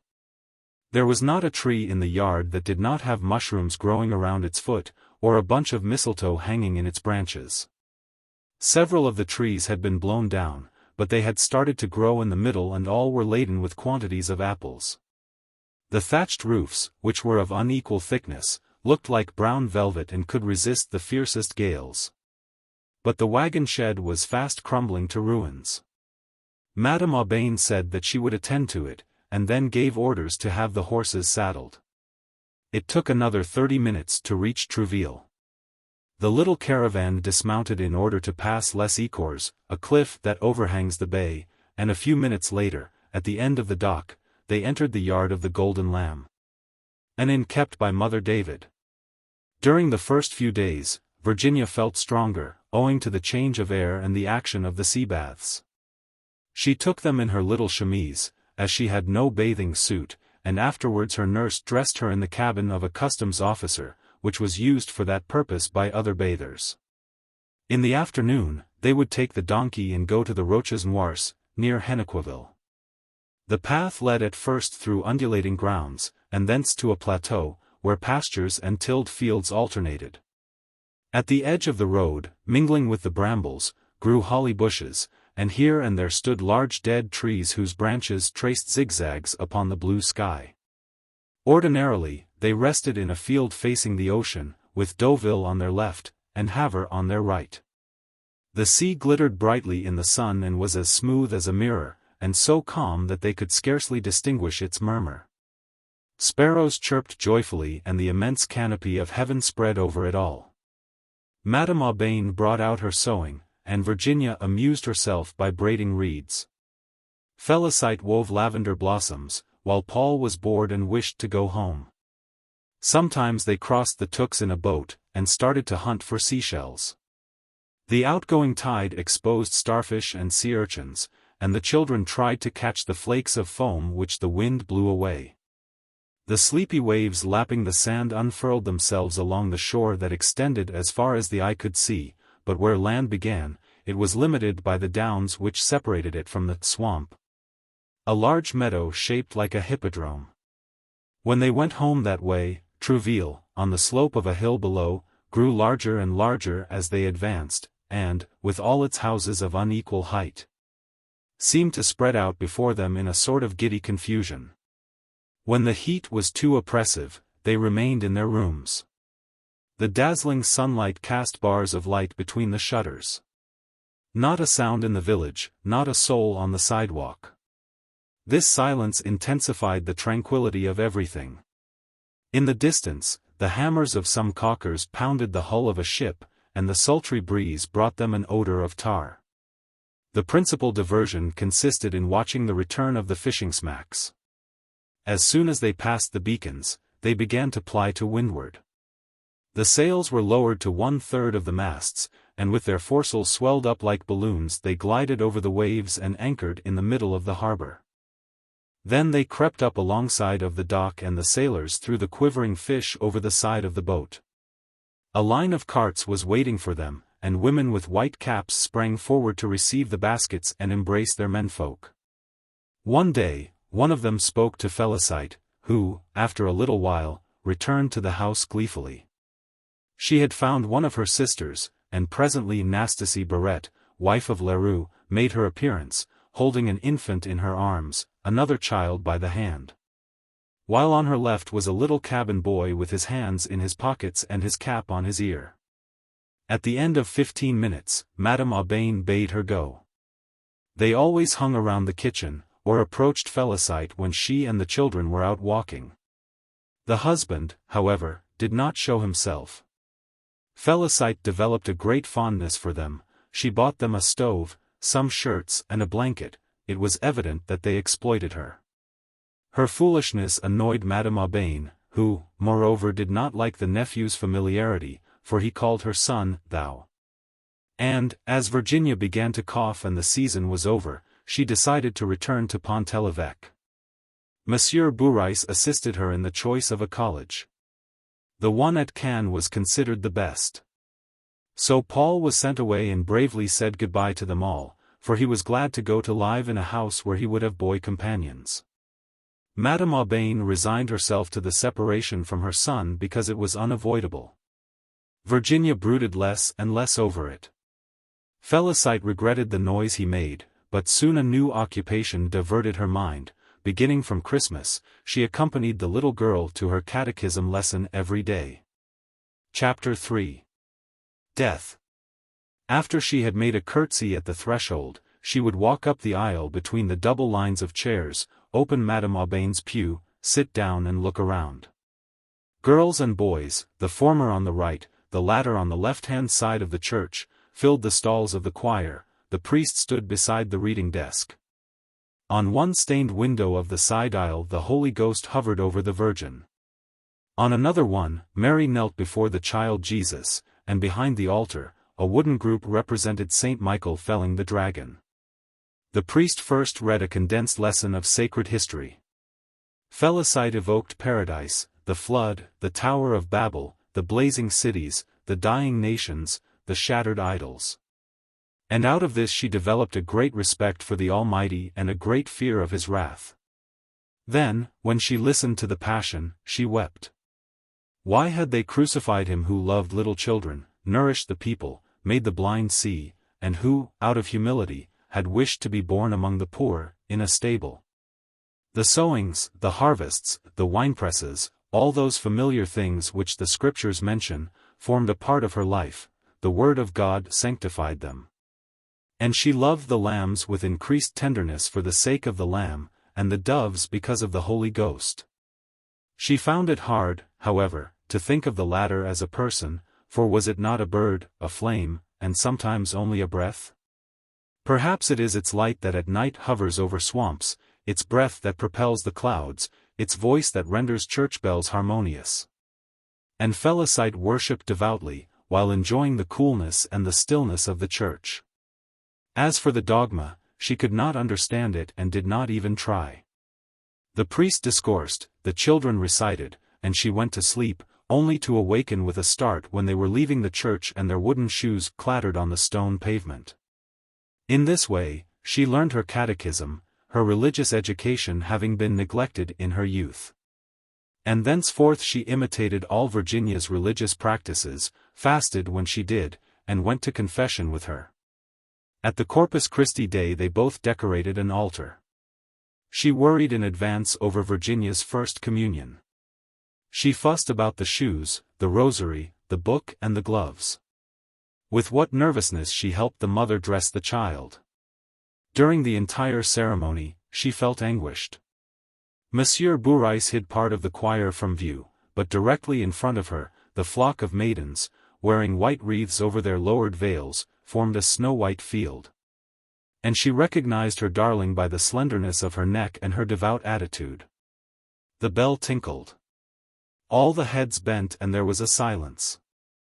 Then, at the peals of the organ the singers and the worshippers struck up the Agnus Dei, the boys' procession began. Behind them came the girls. With clasped hands, they advanced step by step to the lighted altar, knelt at the first step, received one by one the host, and returned to their seats in the same order. When Virginia's turn came, Félicité leaned forward to watch her, and through that imagination which springs from true affection, she at once became the child, whose face and dress became hers, whose heart beat in her bosom, and when Virginia opened her mouth and closed her lids, she did likewise and came very near fainting. The following day, she presented herself early at the church so as to receive communion from the cure. She took it with the proper feeling, but did not experience the same delight as on the previous day. Madame Aubain wished to make an accomplished girl of her daughter. And as Guillaume could not teach English nor music, she decided to send her to the Ursulines at Honfleur. The child made no objection, but Félicité sighed and thought Madame was heartless. Then, she thought that perhaps her mistress was right, as these things were beyond her sphere. Finally, one day, an old fiacre stopped in front of the door and a nun stepped out. Félicité put Virginia's luggage on top of the carriage, gave the coachman some instructions, and smuggled 6 jars of jam, a dozen pears and a bunch of violets under the seat. At the last minute, Virginia had a fit of sobbing. She embraced her mother again and again, while the latter kissed her on her forehead, and said, "Now, be brave, be brave." The step was pulled up and the fiacre rumbled off. Then Madame Aubain had a fainting spell, and that evening all her friends, including the 2 Lormeaux, Madame Lacaptois, the ladies Rochefoucauld, Messrs de Houppeville and Bourrice, called on her and tendered their sympathy. At first the separation proved very painful to her. But her daughter wrote her 3 times a week, and the other days she, herself, wrote to Virginia. Then she walked in the garden, read a little, and in this way managed to fill out the emptiness of the hours. Each morning, out of habit, Félicité entered Virginia's room and gazed at the walls. She missed combing her hair, lacing her shoes, tucking her in her bed, and the bright face and little hand when they used to go out for a walk. In order to occupy herself she tried to make lace. But her clumsy fingers broke the threads, she had no heart for anything, lost her sleep and wasted away, as she put it. In order to have some distraction, she asked leave to receive the visits of her nephew Victor. He would come on Sunday, after church, with ruddy cheeks and bared chest, bringing with him the scent of the country. She would set the table and they would sit down opposite each other, and eat their dinner. She ate as little as possible, herself, to avoid any extra expense, but would stuff him so with food that he would finally go to sleep. At the first stroke of vespers, she would wake him up, brush his trousers, tie his cravat and walk to church with him, leaning on his arm with maternal pride. His parents always told him to get something out of her, either a package of brown sugar, or soap, or brandy, and sometimes even money. He brought her his clothes to mend, and she accepted the task gladly, because it meant another visit from him. In August, his father took him on a coasting vessel.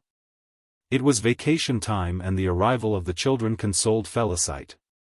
But Paul was capricious, and Virginia was growing too old to be thee and thou, a fact which seemed to produce a sort of embarrassment in their relations. Victor went successively to Morlaix, to Dunkirk, and to Brighton. Whenever he returned from a trip he would bring her a present. The first time it was a box of shells, the second, a coffee cup. The third, a big doll of gingerbread. He was growing handsome, had a good figure, a tiny mustache, kind eyes, and a little leather cap that sat jauntily on the back of his head. He amused his aunt by telling her stories mingled with nautical expressions. One Monday, the 14th of July 1819, she never forgot the date. Victor announced that he had been engaged on merchant vessel and that in 2 days he would take the steamer at Honfleur and join his sailor, which was going to start from Havre very soon.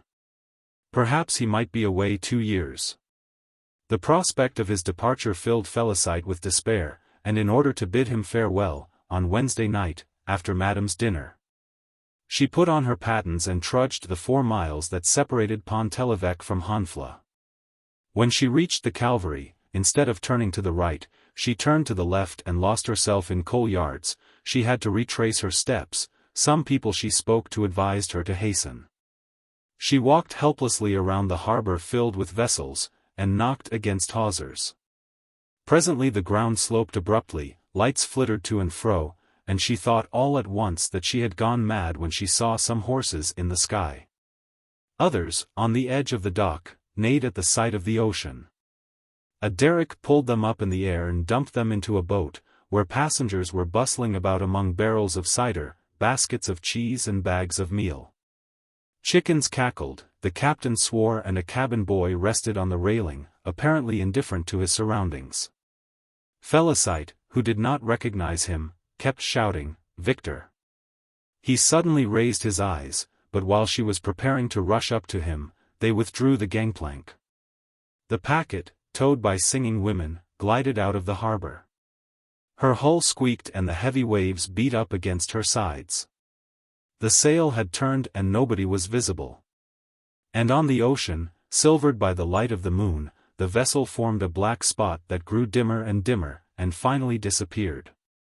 When Félicité passed the Calvary again, she felt as if she must entrust that which was dearest to her to the Lord, and for a long while she prayed, with uplifted eyes and a face wet with tears.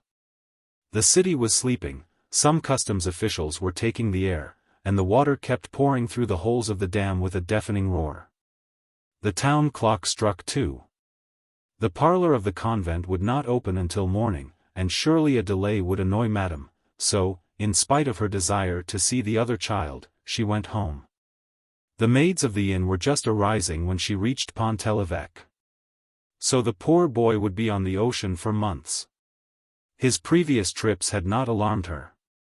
One can come back from England and Brittany, but America, the colonies, the islands, were all lost in an uncertain region at the very end of the world. From that time on, Félicité thought solely of her nephew. On warm days she feared he would suffer from thirst, and when it stormed, she was afraid he would be struck by lightning. When she hearkened to the wind that rattled in the chimney and dislodged the tiles on the roof, she imagined that he was being buffeted by the same storm, perched on top of a shattered mast, with his whole body bent backward and covered with sea foam. Or, these were recollections of the engraved geography, he was being devoured by savages, or captured in a forest by apes, or dying on some lonely coast. She never mentioned her anxieties, however. Madame Aubain worried about her daughter. The sisters thought that Virginia was affectionate but delicate. The slightest emotion enervated her. She had to give up her piano lessons. Her mother insisted upon regular letters from the convent.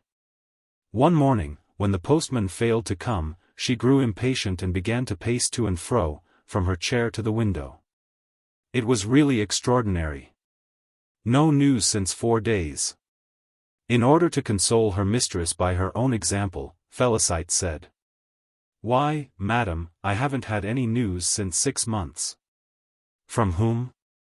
The servant replied gently. "Why, from my nephew." "Oh, yes, your nephew." And shrugging her shoulders, Madame Aubain continued to pace the floor as if to say, "I did not think of it. Besides, I do not care, a cabin boy, a pauper, but my daughter, what a difference.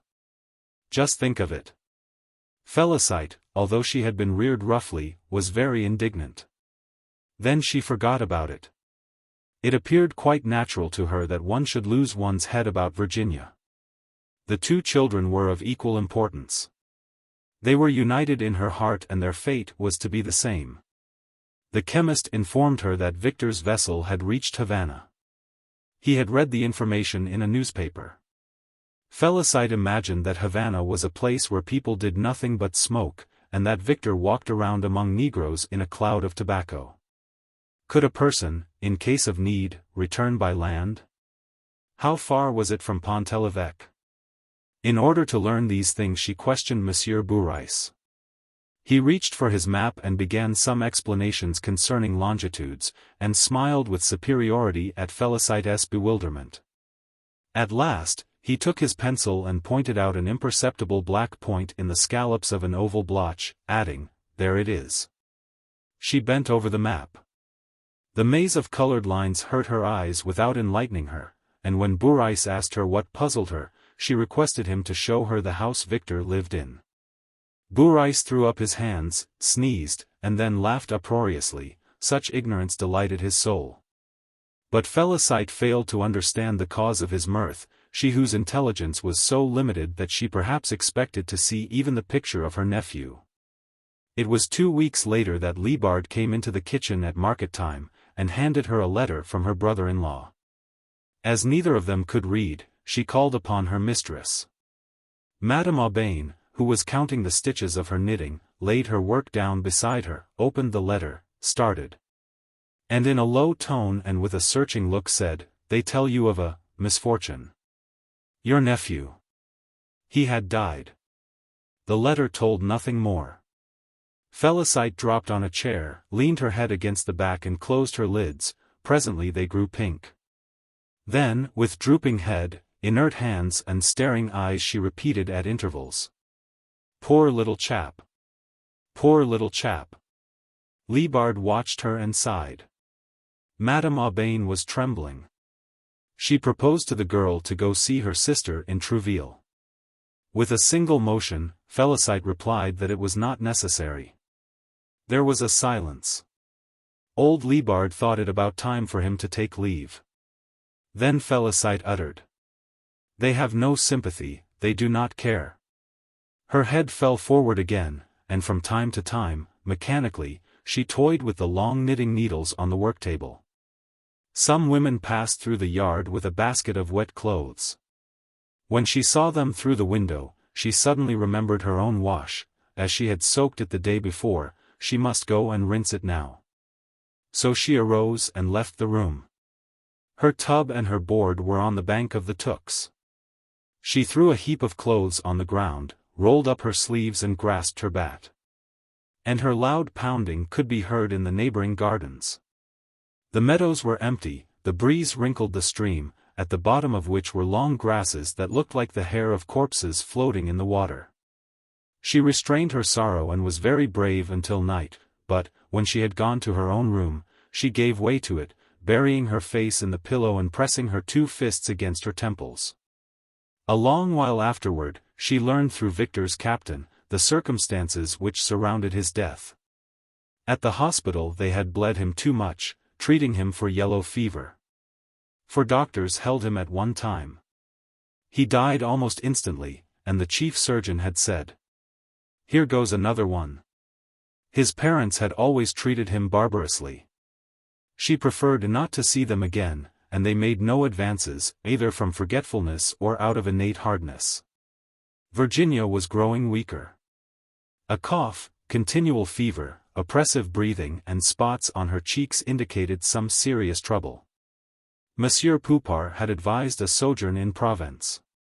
Madame Aubain decided that they would go, and she would have had her daughter come home at once, had it not been for the climate of Pont-l'Évêque.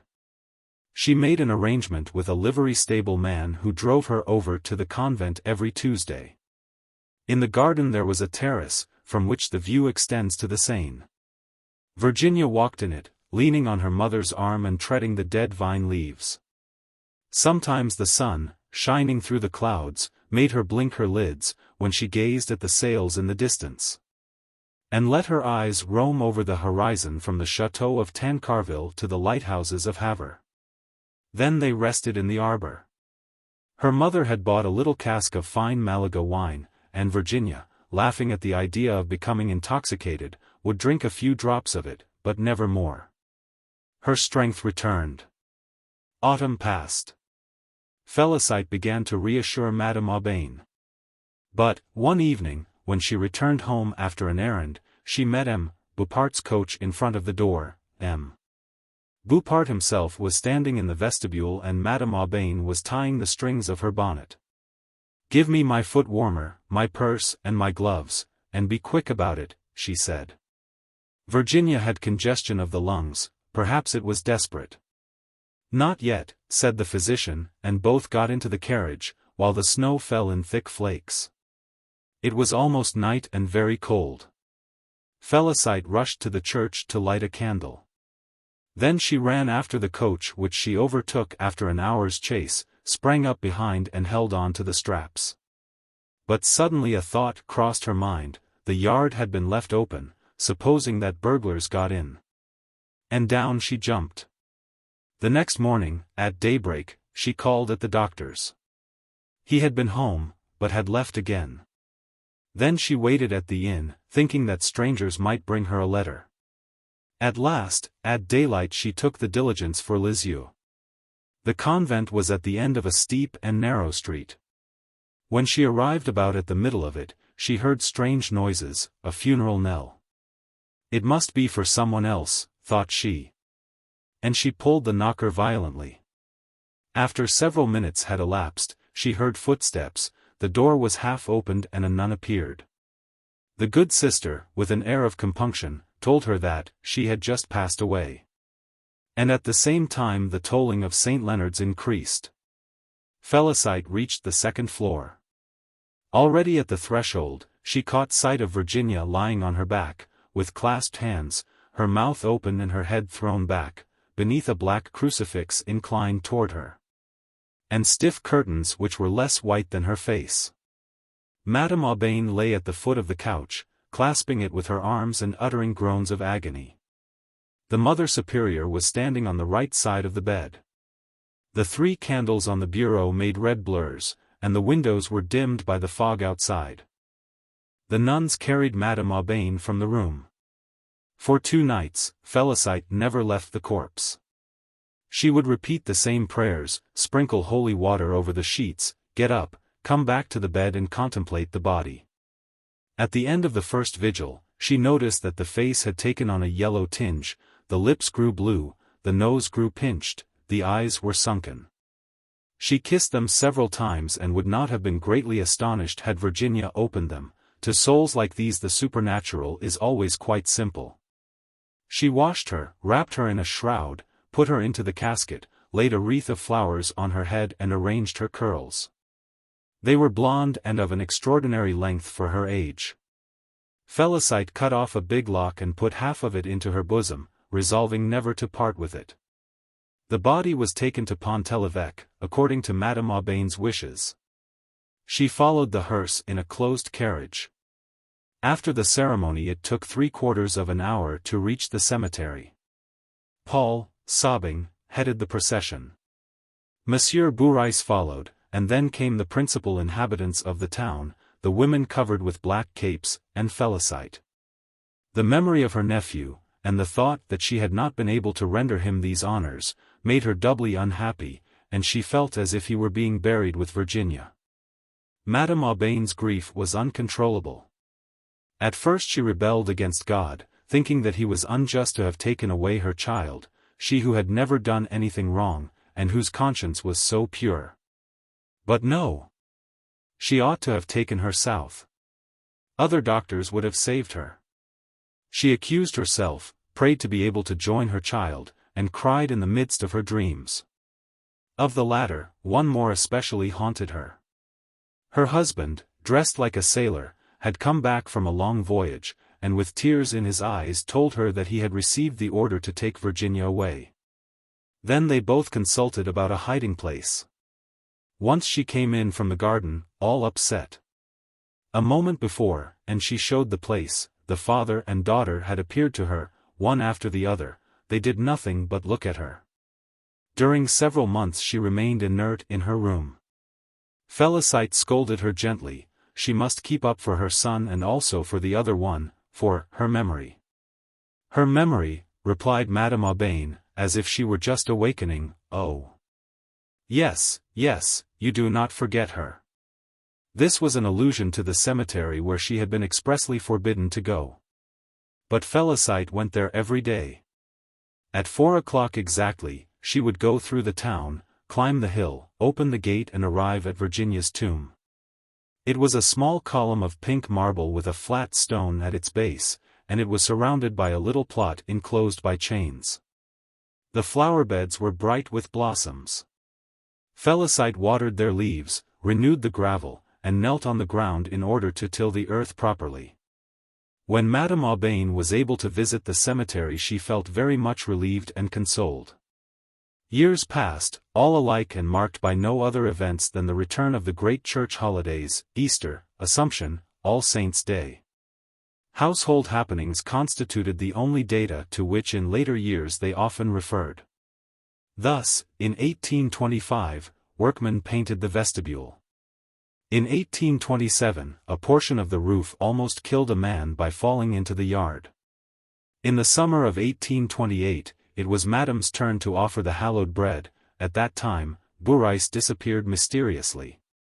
And the old acquaintances, Guillot, Liebard, Madame Lecaptois, Roblin, old Gramanville, paralyzed since a long time, passed away one by one. One night, the driver of the mail in Pont-l'Evêque announced the Revolution of July. A few days afterward a new sub-prefect was nominated, the Baron de Larsonnière, ex-consul in America, who, besides his wife, had his sister-in-law and her 3 grown daughters with him. They were often seen on their lawn, dressed in loose blouses, and they had a parrot and a Negro servant. Madame Aubain received a call, which she returned promptly. As soon as she caught sight of them, Félicité would run and notify her mistress. But only one thing was capable of arousing her, a letter from her son. He could not follow any profession as he was absorbed in drinking. His mother paid his debts and he made fresh ones. And the sighs that she heaved while she knitted at the window reached the ears of Félicité, who was spinning in the kitchen. They walked in the garden together, always speaking of Virginia, and asking each other if such and such a thing would have pleased her. And what she would probably have said on this or that occasion. All her little belongings were put away in a closet of the room which held the 2 little beds. But Madame Aubain looked them over as little as possible. One summer day, however, she resigned herself to the task, and when she opened the closet the moths flew out. Virginia's frocks were hung under a shelf where there were 3 dolls, some hoops, a dollhouse, and a basin which she had used.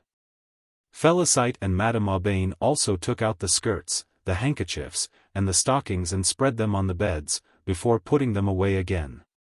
The sun fell on the piteous things, disclosing their spots and the creases formed by the motions of the body. The atmosphere was warm and blue, and a blackbird trilled in the garden. Everything seemed to live in happiness. They found a little hat of soft brown plush, but it was entirely moth-eaten. Félicité asked for it. Their eyes met and filled with tears. At last the mistress opened her arms and the servant threw herself against her breast, and they hugged each other and giving vent to their grief in a kiss which equalized them for a moment. It was the first time that this had ever happened, for Madame Aubain was not of an expansive nature. Félicité was as grateful for it as if it had been some favor, and thenceforth loved her with animal-like devotion and a religious veneration. Her kind-heartedness developed. When she heard the drums of a marching regiment passing through the street, she would stand in the doorway with a jug of cider and give the soldiers a drink. She nursed cholera victims. She protected Polish refugees, and one of them even declared that he wished to marry her. But they quarreled, for one morning when she returned from the Angelus she found him in the kitchen coolly eating a dish which he had prepared for himself during her absence. After the Polish refugees, came Colmiche, an old man who was credited with having committed frightful misdeeds in '93.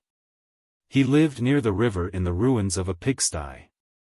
The urchins peeped at him through the cracks in the walls and threw stones that fell on his miserable bed, where he lay gasping with catarrh, with long hair, inflamed eyelids, and a tumor as big as his head on one arm.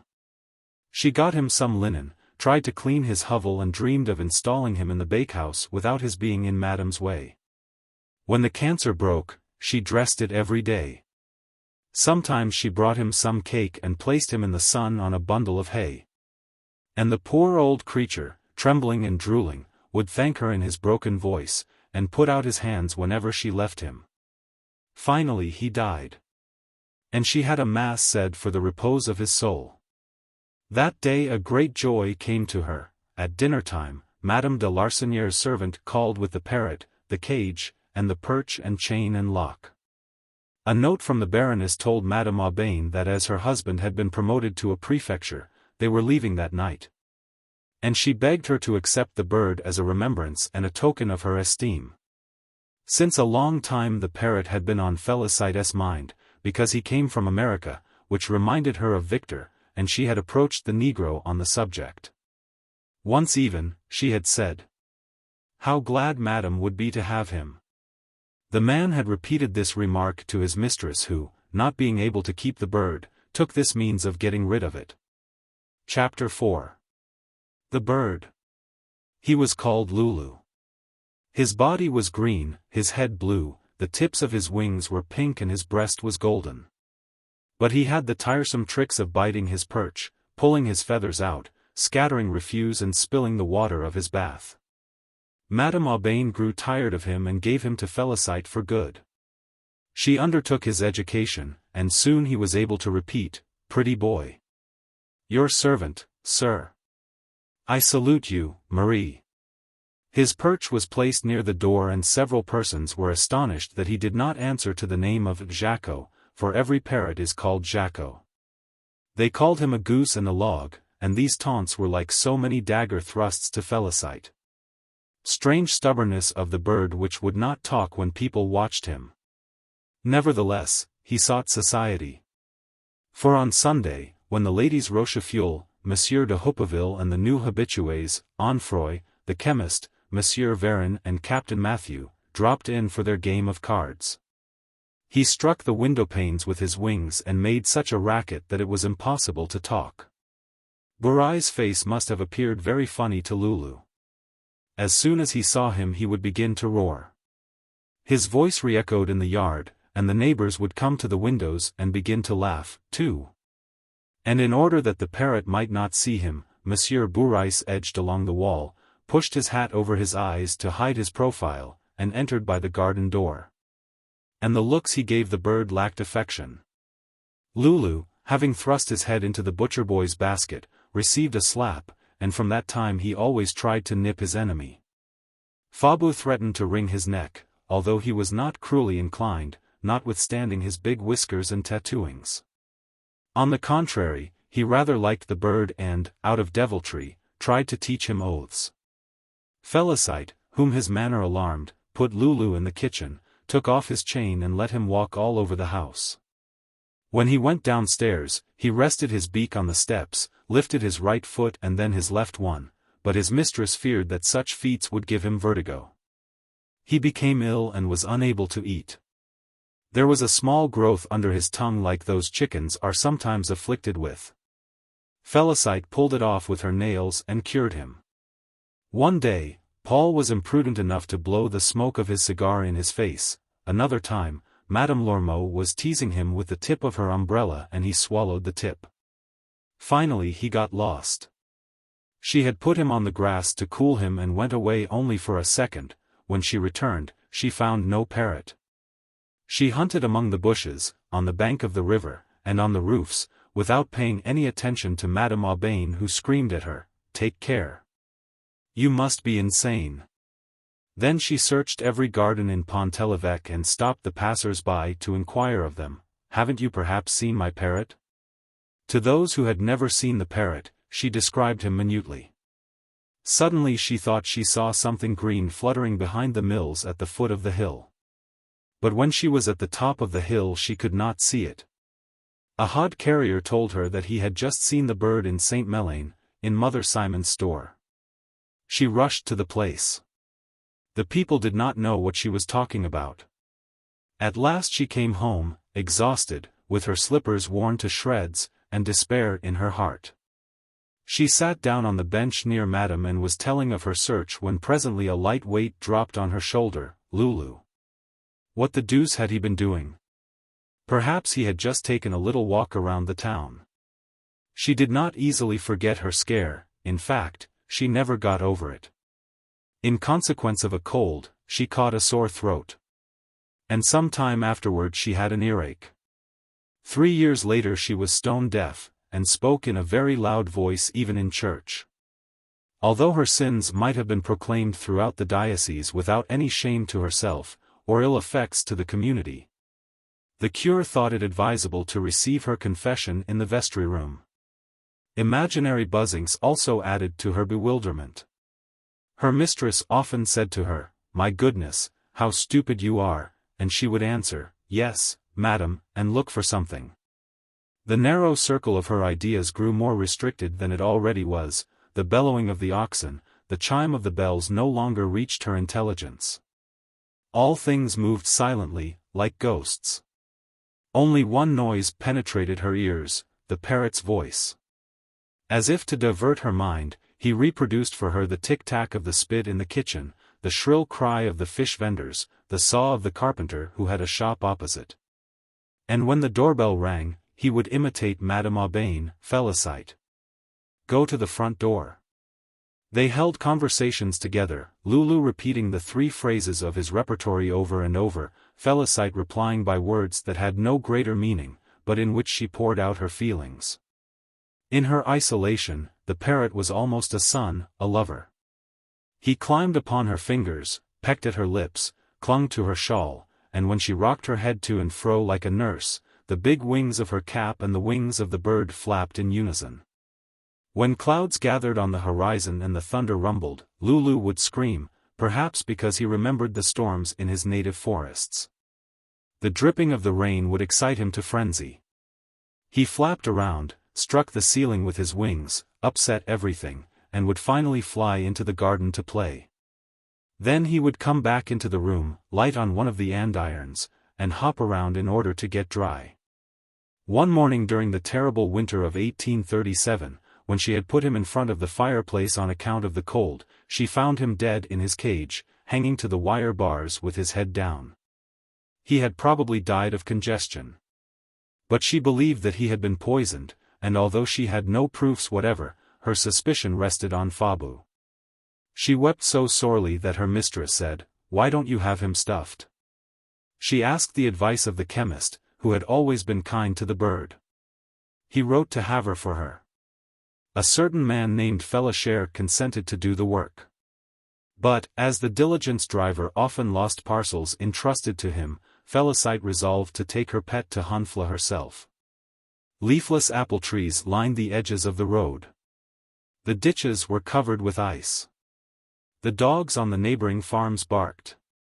And Félicité, with her hands beneath her cape, her little black sabots and her basket, trotted along nimbly in the middle of the sidewalk. She crossed the forest, passed by the oat chain and reached St. Gatien. Behind her, in a cloud of dust and impelled by the steep incline, a mail coach drawn by galloping horses advanced like a whirlwind. When he saw a woman in the middle of the road, who did not get out of the way, the driver stood up in his seat and shouted to her, and so did the postilion, while the 4 horses, which he could not hold back, accelerated their pace. The 2 leaders were almost upon her. With a jerk of the reins he threw them to one side, but, furious at the incident, he lifted his big whip and lashed her from her head to her feet with such violence that she fell to the ground unconscious. Her first thought, when she recovered her senses, was to open the basket. Lulu was unharmed. She felt a sting on her right cheek. When she took her hand away it was red, for the blood was flowing. She sat down on a pile of stones, and sopped her cheek with her handkerchief. Then she ate a crust of bread she had put in her basket, and consoled herself by looking at the bird. Arriving at the top of Equimanville, she saw the lights of Honfleur shining in the distance like so many stars. Further on, the ocean spread out in a confused mass. Then a weakness came over her. The misery of her childhood, the disappointment of her first love, the departure of her nephew, the death of Virginia. All these things came back to her at once, and, rising like a swelling tide in her throat, almost choked her. Then she wished to speak to the captain of the vessel, and without stating what she was sending, she gave him some instructions. Félicité kept the parrot a long time. He always promised that it would be ready for the following week. After 6 months he announced the shipment of a case, and that was the end of it. Really, it seemed as if Lulu would never come back to his home. They have stolen him, thought Félicité. Finally he arrived, sitting bolt upright on a branch which could be screwed into a mahogany pedestal, with his foot in the air, his head on one side, and in his beak a nut which the naturalist, from love of the sumptuous, had gilded. She put him in her room. This place, to which only a chosen few were admitted, looked like a chapel and a second-hand shop, so filled was it with devotional and heterogeneous things. The door could not be opened easily on account of the presence of a large wardrobe. Opposite the window that looked out into the garden, a bull's-eye opened on the yard. A table was placed by the cot and held a wash-basin, 2 combs, and a piece of blue soap in a broken saucer. On the walls were rosaries, medals, a number of holy virgins, and a holy water basin made out of a coconut. On the bureau, which was covered with a napkin like an altar, stood the box of shells that Victor had given her. Also a watering can and a balloon, writing books, the engraved geography and a pair of shoes. On the nail which held the mirror, hung Virginia's little plush hat. Félicité carried this sort of respect so far that she even kept one of Monsieur's old coats. All the things which Madame Aubain discarded, Félicité begged for her own room. Thus, she had artificial flowers on the edge of the bureau, and the picture of the Comte d'Artois in the recess of the window. By means of a board, Lulu was set on a portion of the chimney which advanced into the room. Every morning when she awoke, she saw him in the dim light of dawn and recalled bygone days and the smallest details of insignificant actions, without any sense of bitterness or grief. As she was unable to communicate with people, she lived in a sort of somnambulistic torpor. The processions of Corpus Christi Day seemed to wake her up. She visited the neighbors to beg for candlesticks and mats so as to adorn the temporary altars in the street. In church, she always gazed at the Holy Ghost, and noticed that there was something about it that resembled a parrot. The likeness appeared even more striking on a colored picture by Espinal, representing the baptism of our Savior. With his scarlet wings and emerald body, it was really the image of Lulu. Having bought the picture, she hung it near the one of the Comte d'Artois so that she could take them in at one glance. They associated in her mind, the parrot becoming sanctified through the neighborhood of the Holy Ghost, and the latter becoming more lifelike in her eyes, and more comprehensible. In all probability the father had never chosen as messenger a dove, as the latter has no voice, but rather one of Lulu's ancestors. And Félicité said her prayers in front of the colored picture, though from time to time she turned slightly toward the bird. She desired very much to enter in the ranks of the Daughters of the Virgin. But Madame Aubain dissuaded her from it. A most important event occurred, Paul's marriage. After being first a notary's clerk, then in business, then in the customs, and a tax collector, and having even applied for a position in the administration of woods and forests, he had at last, when he was 36 years old, by a divine inspiration, found his vocation, registrature. And he displayed such a high ability that an inspector had offered him his daughter and his influence. Paul, who had become quite settled, brought his bride to visit his mother. But she looked down upon the customs of Pont-l'Évêque, put on airs, and hurt Félicite's feelings. Madame Aubain felt relieved when she left. The following week they learned of Monsieur Bourrai's death in an inn. There were rumors of suicide, which were confirmed. Doubts concerning his integrity arose. Madame Aubain looked over her accounts and soon discovered his numerous embezzlements, sales of wood which had been concealed from her, false receipts, etc. Furthermore, he had an illegitimate child, and entertained a friendship for a person in Dazil. These base actions affected her very much. In March, 1853, she developed a pain in her chest. Her tongue looked as if it were coated with smoke, and the leeches they applied did not relieve her oppression, and on the 9th evening she died, being just 72 years old. People thought that she was younger, because her hair, which she wore in bands framing her pale face, was brown. Few friends regretted her loss, for her manner was so haughty that she did not attract them. Félicité mourned for her as servants seldom mourn for their masters.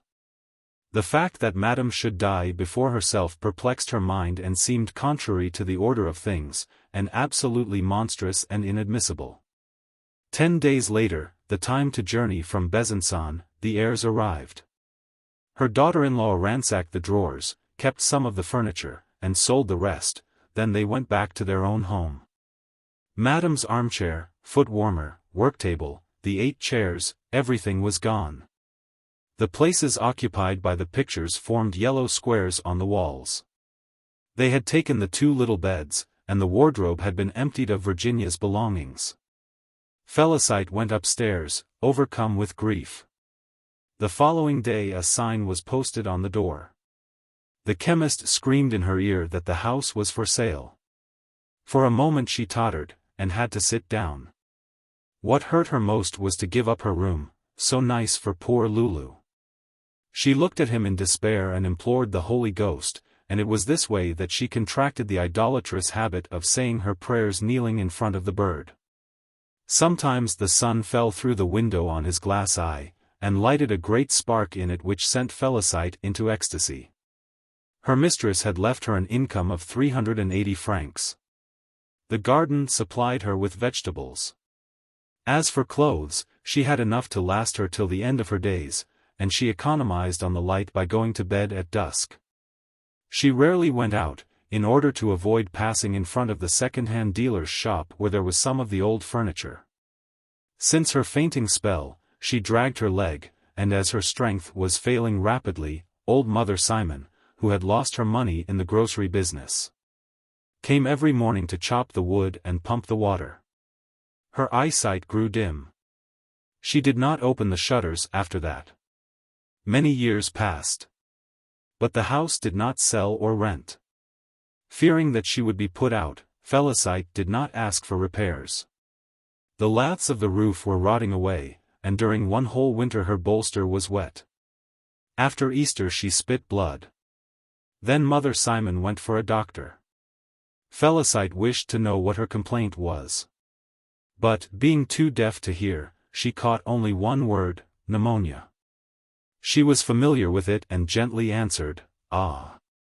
Like Madame, thinking it quite natural that she should follow her mistress. The time for the altars in the street drew near.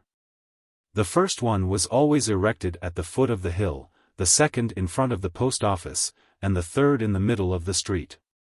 This position occasioned some rivalry among the women and they finally decided upon Madame Aubain's yard. Félicité's fever grew worse. She was sorry that she could not do anything for the altar. If she could, at least, have contributed something toward it. Then she thought of the parrot. Her neighbors objected that it would not be proper. But the curé gave his consent and she was so grateful for it that she begged him to accept after her death, her only treasure, Lulu. From Tuesday until Saturday, the day before the event, she coughed more frequently. In the evening her face was contracted, her lips stuck to her gums and she began to vomit. And on the following day, she felt so low that she called for a priest.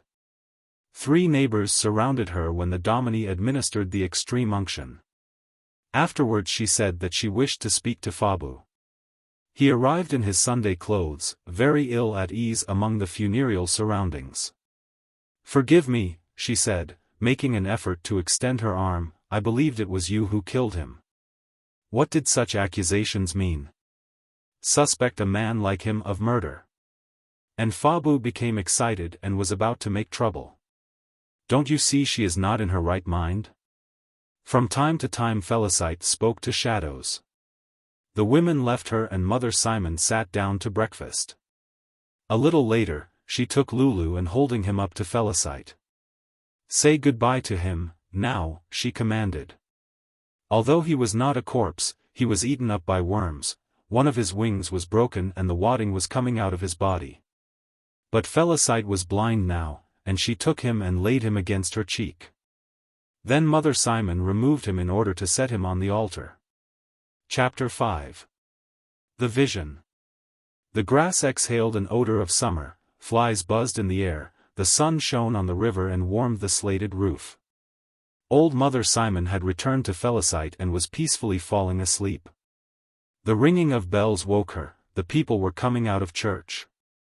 Félicité's delirium subsided. By thinking of the procession, she was able to see it as if she had taken part in it.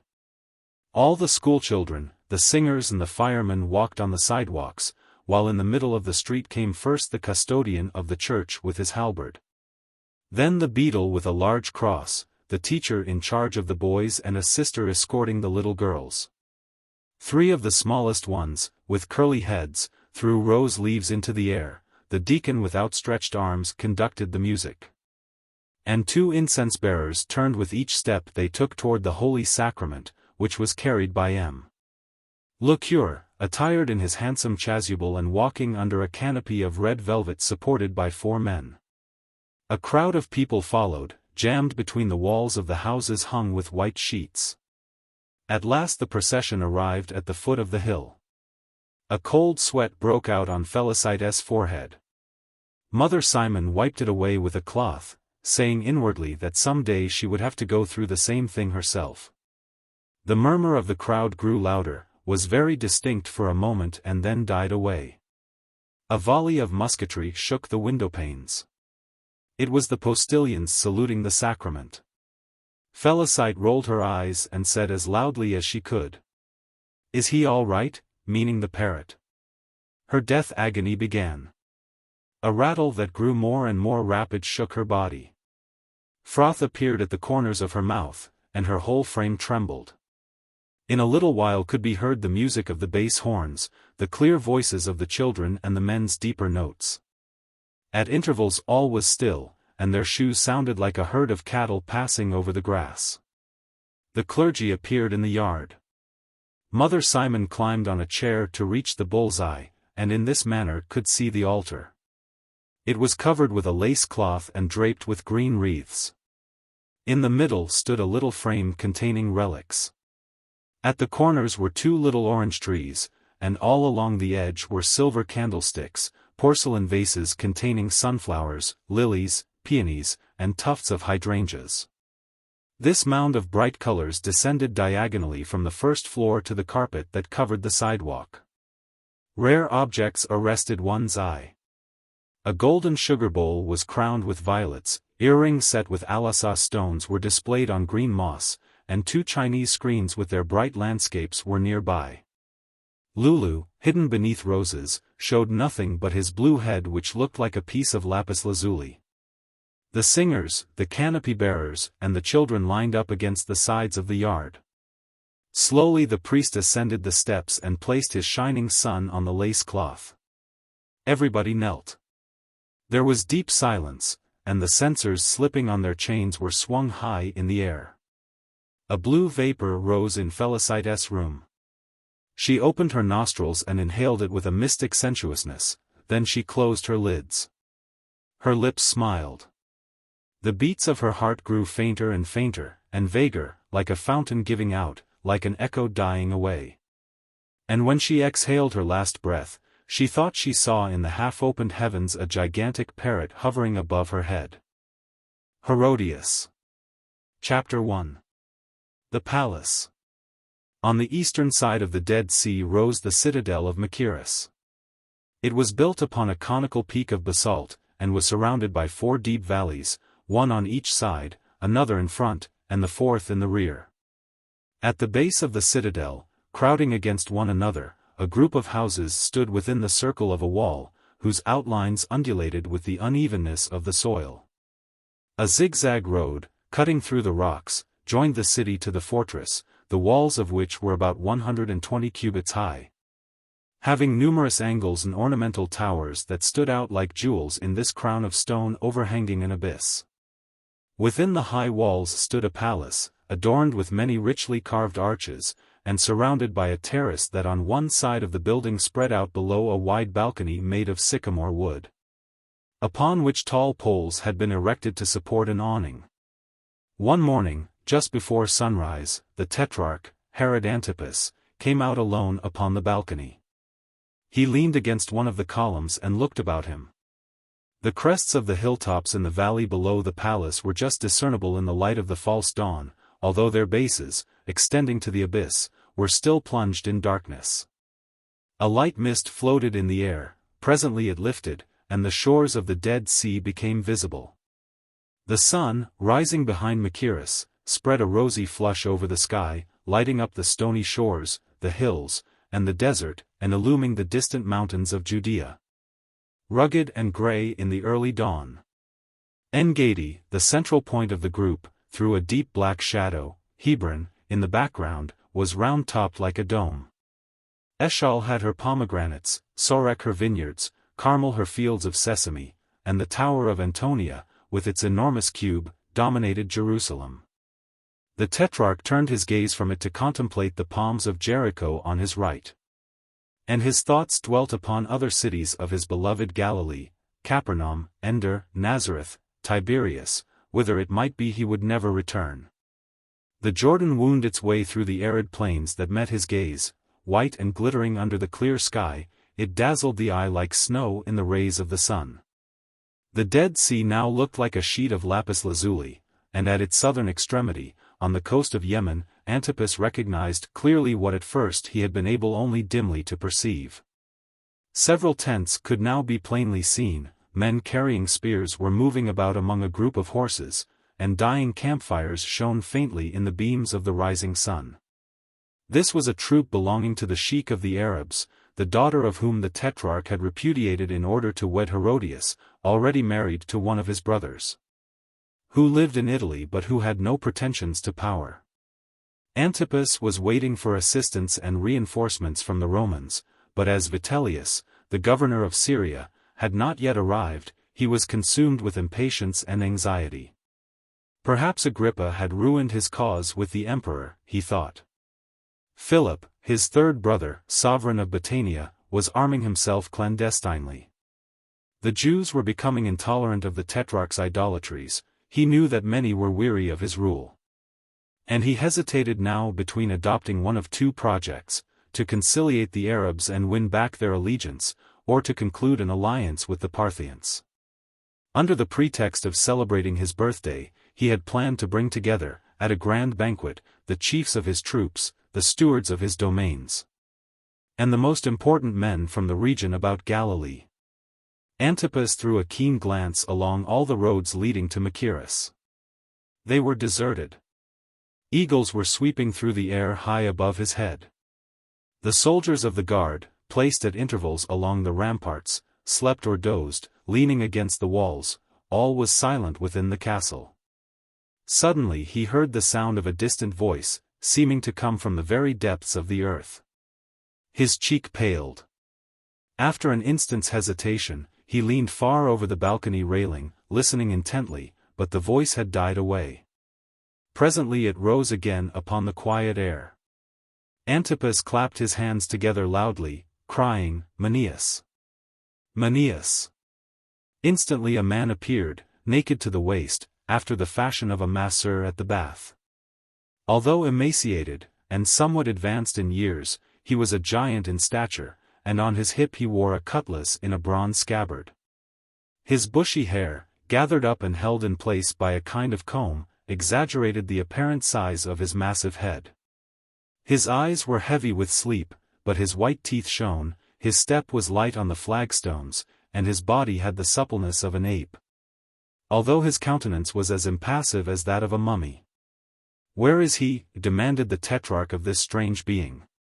Maneus made a movement over his shoulder with his thumb, saying, "Over there, still there.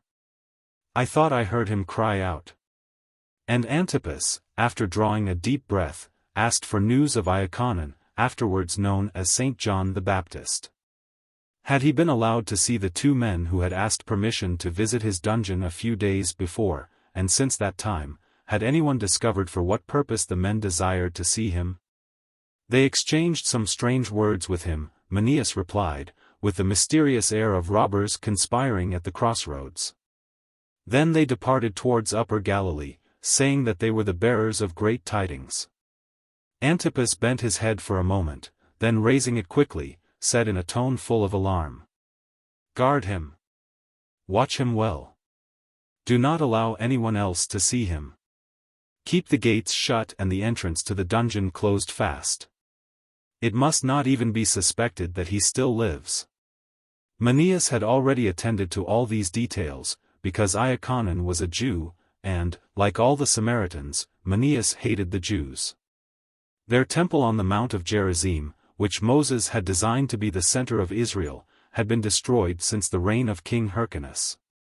And the temple at Jerusalem made the Samaritans furious. They regarded its presence as an outrage against themselves, and a permanent injustice. Manius, indeed, had forcibly entered it, for the purpose of defiling its altar with the bones of corpses. Several of his companions, less agile than he, had been caught and beheaded. From the Tetrarch's balcony, the temple was visible through an opening between two hills. The sun, now fully risen, shed a dazzling splendor on its walls of snowy marble and the plates of purest gold that formed its roof. The structure shone like a luminous mountain, and its radiant purity indicated something almost superhuman, eclipsing even its suggestion of opulence and pride. Manius stretched out his powerful arm toward Zion, and, with clenched fist and his great body drawn to its full height, he launched a bitter anathema at the city. With perfect faith that eventually his curse must be effective. Antipas listened, without appearing to be shocked at the strength of the invectives. When the Samaritan had become somewhat calmer, he returned to the subject of the prisoner. "Sometimes he grows excited," said he, "then he longs to escape or talks about a speedy deliverance. At other times he is as quiet as a sick animal, although I often find him pacing to and fro in his gloomy dungeon, murmuring, 'In order that his glory may increase, mine must diminish.'" Antipas and Manius looked at each other a moment in silence. But the Tetrarch was weary of pondering on this troublesome matter. The mountain peaks surrounding the palace, looking like great petrified waves, the black depths among the cliffs, the immensity of the blue sky, the rising sun, and the gloomy valley of the abyss, filled the soul of Antipas with a vague unrest. He felt an overwhelming sense of oppression at the sight of the desert, whose uneven piles of sand suggested crumbling amphitheaters or ruined palaces. The hot wind brought an odor of sulfur, as if it had rolled up from cities accursed and buried deeper than the riverbed of the slow-running Jordan. These aspects of nature, which seemed to his troubled fancy signs of the wrath of the gods, terrified him, and he leaned heavily against the balcony railing, his eyes fixed, his head resting upon his hands. Presently he felt a light touch upon his shoulder. He turned, and saw Herodias standing beside him. A purple robe enveloped her, falling to her sandaled feet. Having left her chamber hurriedly, she wore no jewels nor other ornaments. A thick tress of rippling black hair hung over her shoulder and hid itself in her bosom. Her nostrils, a little too large for beauty, quivered with triumph, and her face was alight with joy. She gently shook the Tetrarch's shoulder, and exclaimed exultantly, "Caesar is our friend. Agrippa has been imprisoned." "Who told thee that?" "I know it," she replied, adding, "It was because he coveted the crown of Caligula." While living upon the charity of Antipas and Herodias, Agrippa had intrigued to become king, a title for which the Tetrarch was as eager as he. But if this news were true, no more was to be feared from Agrippa's scheming. The dungeons of Tiberias are hard to open, and sometimes life itself is uncertain within their depths, said Herodias, with grim significance. Antipas understood her. And, although she was Agrippa's sister, her atrocious insinuation seemed entirely justifiable to the Tetrarch. Murder and outrage were to be expected in the management of political intrigues. They were a part of the fatal inheritance of royal houses, and in the family of Herodias nothing was more common. Then she rapidly unfolded to the Tetrarch the secrets of her recent undertakings, telling him how many men had been bribed, what letters had been intercepted, and the number of spies stationed at the city gates. She did not hesitate even to tell him of her success in an attempt to befool and seduce Eutychus the denunciator. "And why should I not?" she said. "It cost me nothing. For thee, my lord, have I not done more than that? Did I not even abandon my child?" After her divorce from Philip, she had indeed left her daughter in Rome, hoping that, as the wife of the Tetrarch, she might bear other children. Until that moment she had never spoken to Antipas of her daughter. He asked himself the reason for this sudden display of tenderness. During their brief conversation several attendants had come out upon the balcony. One slave brought a quantity of large, soft cushions, and arranged them in a kind of temporary couch upon the floor behind his mistress. Herodias sank upon them, and turning her face away from Antipas, seemed to be weeping silently. After a few moments she dried her eyes, declared that she would dream no more, and that she was, in reality, perfectly happy. She reminded Antipas of their former long delightful interviews in the atrium, their meetings at the baths, their walks along the sacred way, and the sweet evening rendezvous at the villa, among the flowery groves, listening to the murmur of splashing fountains, within sight of the Roman Campagna. Her glances were as tender as in former days. She drew near to him, leaned against his breast and caressed him fondly. But he repelled her soft advances. The love she sought to rekindle had died long ago. He thought instead of all his misfortunes, and of the 12 long years during which the war had continued. Protracted anxiety had visibly aged the tetrarch. His shoulders were bent beneath his violet-bordered toga. His whitening locks were long and mingled with his beard, and the sunlight revealed many lines upon his brow, as well as upon that of Herodias. After the tetrarch's repulse of his wife's tender overtures, the pair gazed morosely at each other. The mountain paths began to show signs of life. Shepherds were driving their flocks to pasture. Children urged heavy-laden donkeys along the roads, while grooms belonging to the palace led the horses to the river to drink. The wayfarers descending from the heights on the farther side of Machaerus disappeared behind the castle. Others ascended from the valleys, and after arriving at the palace deposited their burdens in the courtyard. Many of these were purveyors to the tetrarch. Others were the servants of his expected guests, arriving in advance of their masters. Suddenly, at the foot of the terrace on the left, an Essene appeared. He wore a white robe, his feet were bare, and his demeanor indicated that he was a follower of the Stoics. Manius instantly rushed towards the stranger, drawing the cutlass that he wore upon his hip. "Kill him," cried Herodias. "Do not touch him," the tetrarch commanded. The two men stood motionless for an instant, then they descended the terrace, both taking a different direction, although they kept their eyes fixed upon each other. "I know that man," said Herodias, after they had disappeared. "His name is Phanuel, and he will try to seek out Iaconon, since thou wert so foolish as to allow him to live." Antipas said that the man might some day be useful to them. His attacks upon Jerusalem would gain them the allegiance of the rest of the Jews. "No," said Herodias, "the Jews will accept any master, and are incapable of feeling any true patriotism."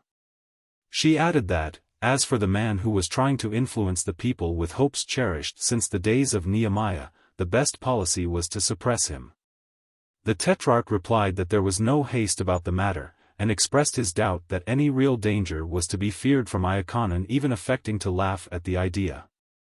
"Do not deceive thyself," exclaimed Herodias.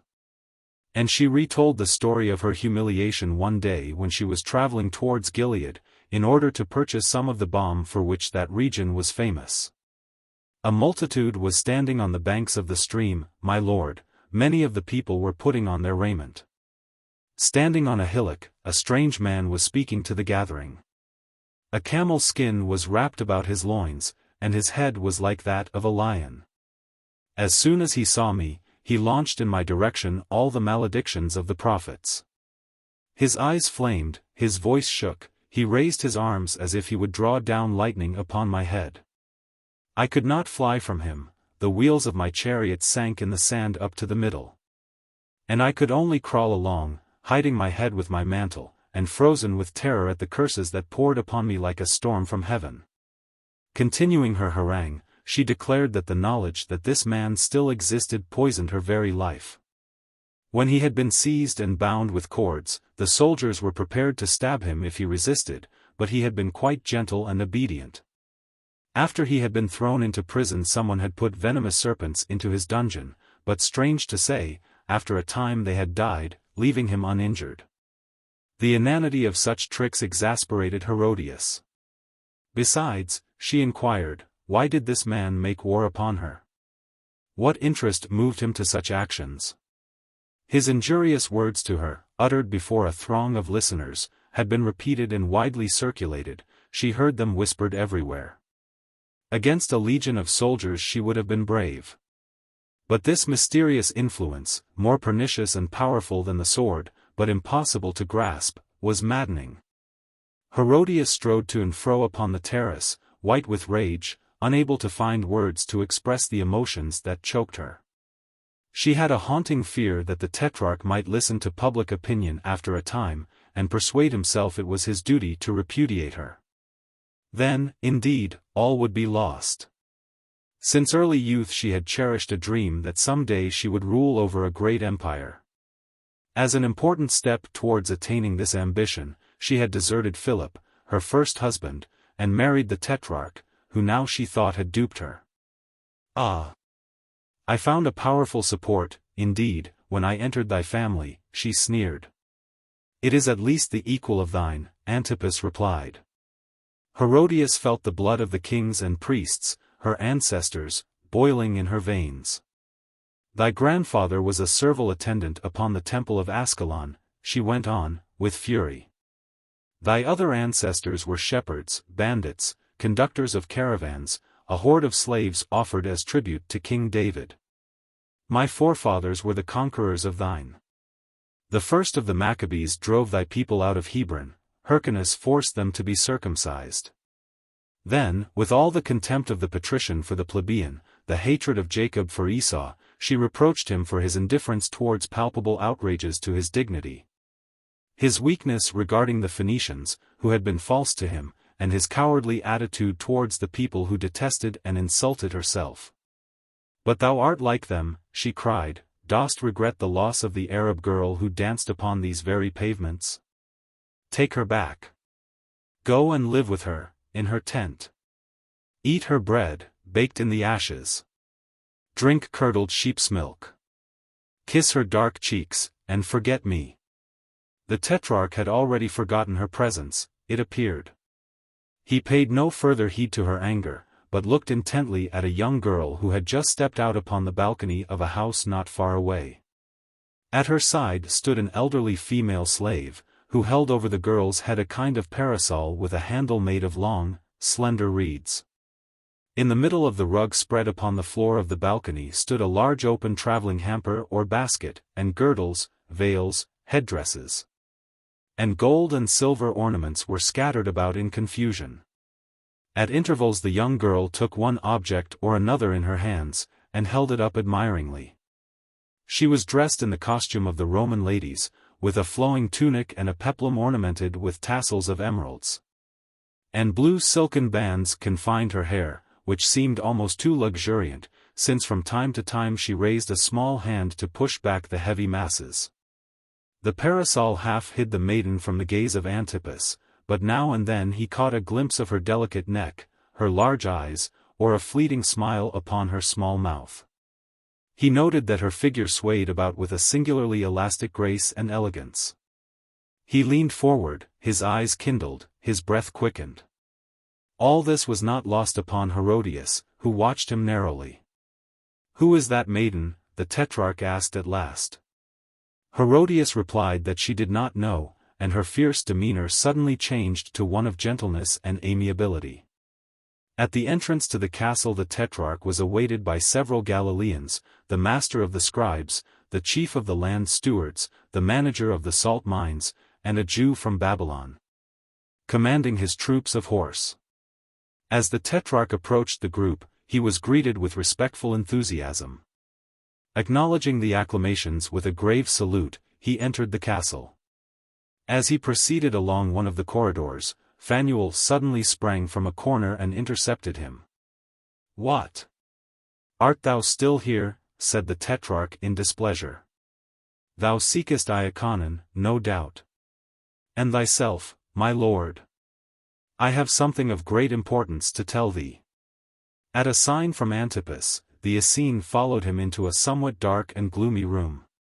The daylight came faintly through a grated window. The walls were of a deep shade of crimson, so dark as to look almost black.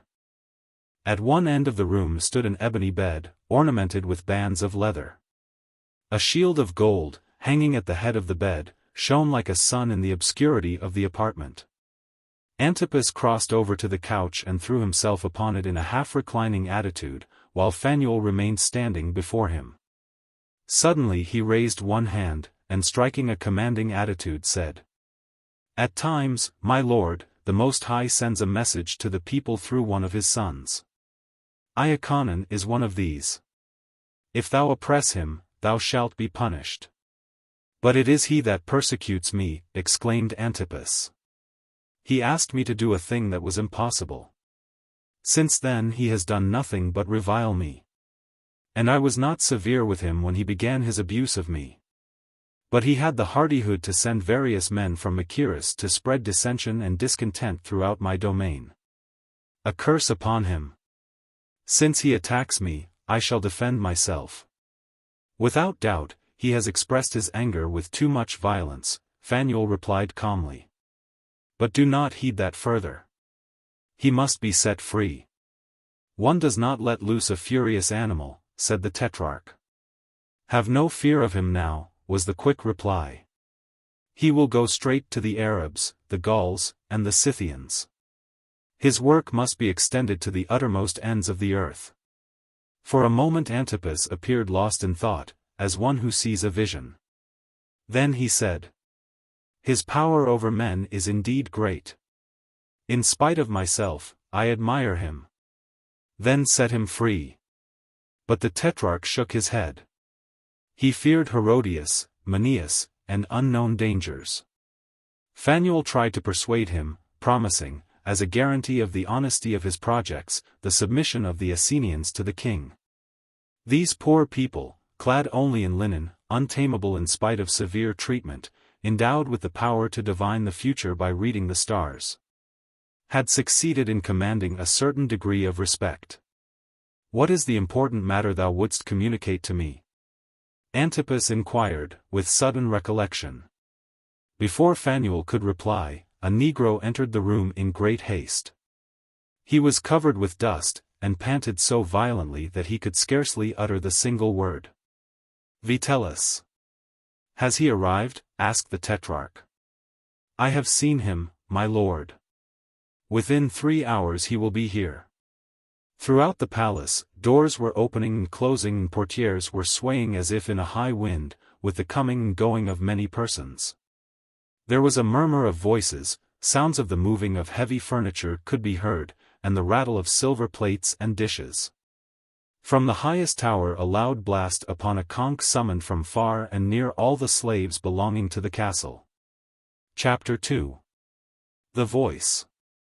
The ramparts were thronged with people when at last Vitellius entered the castle gates, leaning on the arm of his interpreter. Behind them came an imposing red litter, decorated with plumes and mirrors. The proconsul wore a toga ornamented with the laticlave, a broad purple band extending down the front of the garment, indicating his rank. And his feet were encased in the kind of buskins worn by consuls. A guard of lictors surrounded him. Against the wall they placed their 12 fasces, a bundle of sticks with an axe in the center. And the populace trembled before the insignia of Roman majesty. The gorgeous litter, borne by 8 men, came to a halt. From it descended a youth.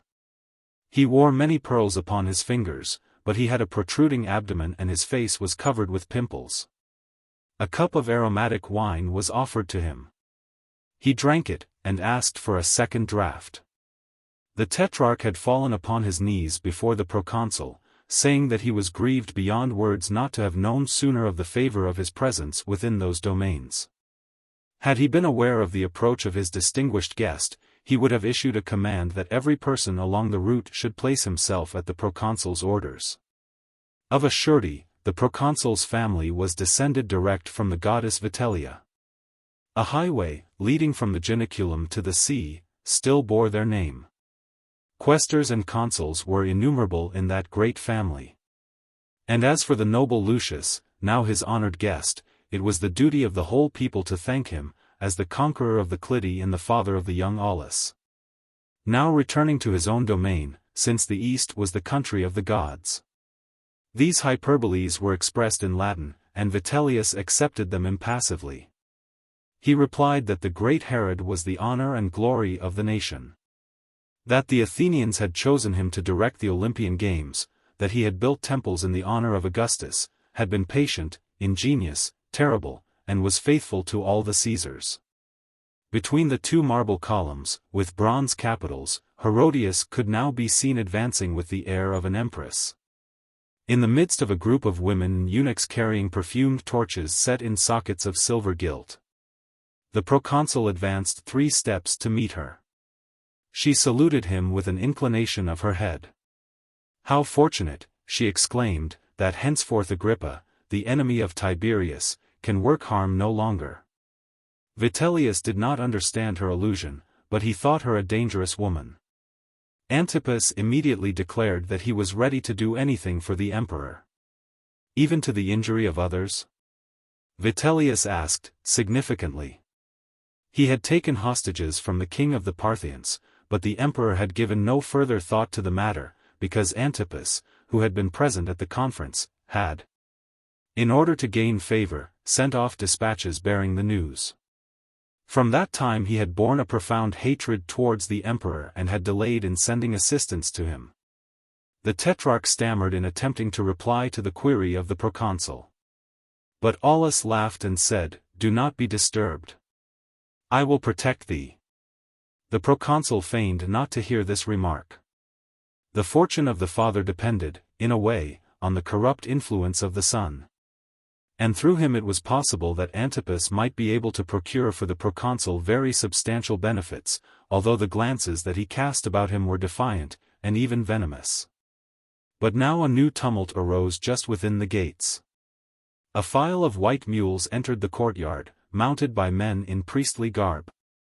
These were the Sadducees and the Pharisees, who were drawn to Machaerus by the same ambition, the one party hoping to be appointed public sacrificers, the other determined to retain those offices. Their faces were dark, particularly those of the Pharisees, who were enemies of Rome and of the Tetrarch. The flowing skirts of their tunics embarrassed their movements as they attempted to pass through the throng. And their tiaras sat unsteadily upon their brows, around which were bound small bands of parchment, showing lines of writing. Almost at the same moment, the soldiers of the advance guard arrived. Cloth coverings had been drawn over their glittering shields to protect them from the dust. Behind them came Marcellus, the proconsul's lieutenant, followed by the publicans, carrying their tablets of wood under their arms. Antipas named to Vitellius the principal personages surrounding them, Ptolemy, Canthra, Shaun, Ammonius of Alexandria, who brought asphalt for Antipas. Naaman, captain of his troops of skirmishers, and Jasim, the Babylonian. Vitellius had noticed Manius. "Who is that man?" he inquired. The tetrarch by a significant gesture indicated that Manius was the executioner. He then presented the Sadducees to the proconsul's notice. Jonathas, a man of low stature, who spoke Greek, advanced with a firm step and begged that the great lord would honor Jerusalem with a visit. Vitellius replied that he should probably go to Jerusalem soon. Eleazar, who had a crooked nose and a long beard, put forth a claim, in behalf of the Pharisees, for the mantle of the high priest, held in the tower of Antonia by the civil authorities. Then the Galileans came forward and denounced Pontius Pilate. On one occasion, they said, a madman went seeking in a cave near Samaria for the golden vases that had belonged to King David. And Pontius Pilate had caused several inhabitants of that region to be executed. In their excitement all the Galileans spoke at once, Manius's voice being heard above all others. Vitellius promised that the guilty ones should be punished. Fresh vociferations now broke out in front of the great gates, where the soldiers had hung their shields. Their coverings having now been removed, on each shield a carving of the head of Caesar could be seen on the umbo, or central knob. To the Jews, this seemed an evidence of nothing short of idolatry. Antipas harangued them, while Vitellius, who occupied a raised seat within the shadow of the colonnade, was astonished at their fury. Tiberius had done well, he thought, to exile 400 of these people to Sardinia. Presently the Jews became so violent that he ordered the shields to be removed. Then the multitude surrounded the proconsul, imploring him to abolish certain unjust laws, asking for privileges, or begging for alms. They rent their clothing and jostled one another. And at last, in order to drive them back, several slaves, armed with long staves, charged upon them, striking right and left. Those nearest the gates made their escape and descended to the road. Others rushed in to take their place, so that two streams of human beings flowed in and out, compressed within the limits of the gateway. Vitellius demanded the reason for the assembling of so great a throng. Antipas explained that they had been invited to come to a feast in celebration of his birthday. And he pointed to several men who, leaning against the battlements, were hauling up immense basketloads of food, fruits, vegetables, antelopes, and storks, large fish, of a brilliant shade of blue, grapes, melons, and pyramids of pomegranates. At this sight, Aulus left the courtyard and hastened to the kitchens, led by his taste for gormandizing, which later became the amazement of the world. As they passed the opening to a small cellar, Vitellius perceived some objects resembling breastplates hanging on a wall. He looked at them with interest, and then demanded that the subterranean chambers of the fortress be thrown open for his inspection. These chambers were cut into the rocky foundation of the castle, and had been formed into vaults, with pillars set at regular distances. The first vault opened contained old armor. The second was full of pikes, with long points emerging from tufts of feathers. The walls of the third chamber were hung with a kind of tapestry made of slender reeds, laid in perpendicular rows.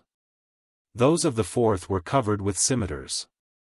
In the middle of the fifth cell, rows of helmets were seen, the crests of which looked like a battalion of fiery serpents. The sixth cell contained nothing but empty quivers, the seventh, greaves for protecting the legs in battle, the eighth vault was filled with bracelets and armlets. And an examination of the remaining vaults disclosed forks, grappling irons, ladders, cords, even catapults, and bells for the necks of camels.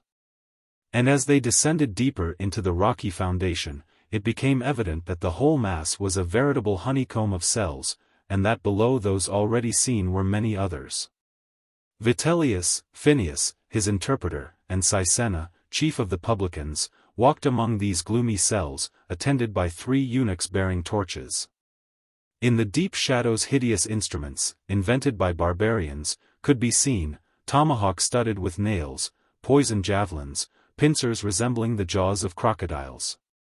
In short, the Tetrarch possessed in his castle munitions of war sufficient for 40,000 men. He had accumulated these weapons in anticipation of an alliance against him among his enemies. But he bethought him that the proconsul might believe, or assert, that he had collected this armory in order to attack the Romans. So he hastened to offer explanations of all that Vitellius had observed. Some of these things did not belong to him at all, he said, many of them were necessary to defend the place against brigands and marauders, especially the Arabs. Many of the objects in the vault had been the property of his father, and he had allowed them to remain untouched. As he spoke, he managed to get in advance of the proconsul and preceded him along the corridors with rapid steps. Presently he halted and stood close against the wall as the party came up. He spoke quickly, standing with his hands on his hips, so that his voluminous mantle covered a wide space of the wall behind him. But just above his head the top of a door was visible. Vitellius remarked it instantly, and demanded to know what it concealed. The Tetrarch explained that the door was fastened, and that none could open it save the Babylonian, Jasim. "Summon him," then, was the command. A slave was sent to find Jasim, while the group awaited his coming. The father of Jasim had come from the banks of the Euphrates to offer his services, as well as those of 500 horsemen, in the defense of the eastern frontier. After the division of the kingdom, Jasim had lived for a time with Philip, and was now in the service of Antipas. Presently he appeared among the vaults, carrying an archer's bow on his shoulder and a whip in his hand. Cords of many colors were lashed tightly about his knotted legs. His massive arms were thrust through a sleeveless tunic, and a fur cap shaded his face. His chin was covered with a heavy, curling beard. He appeared not to comprehend what the interpreter said to him at first.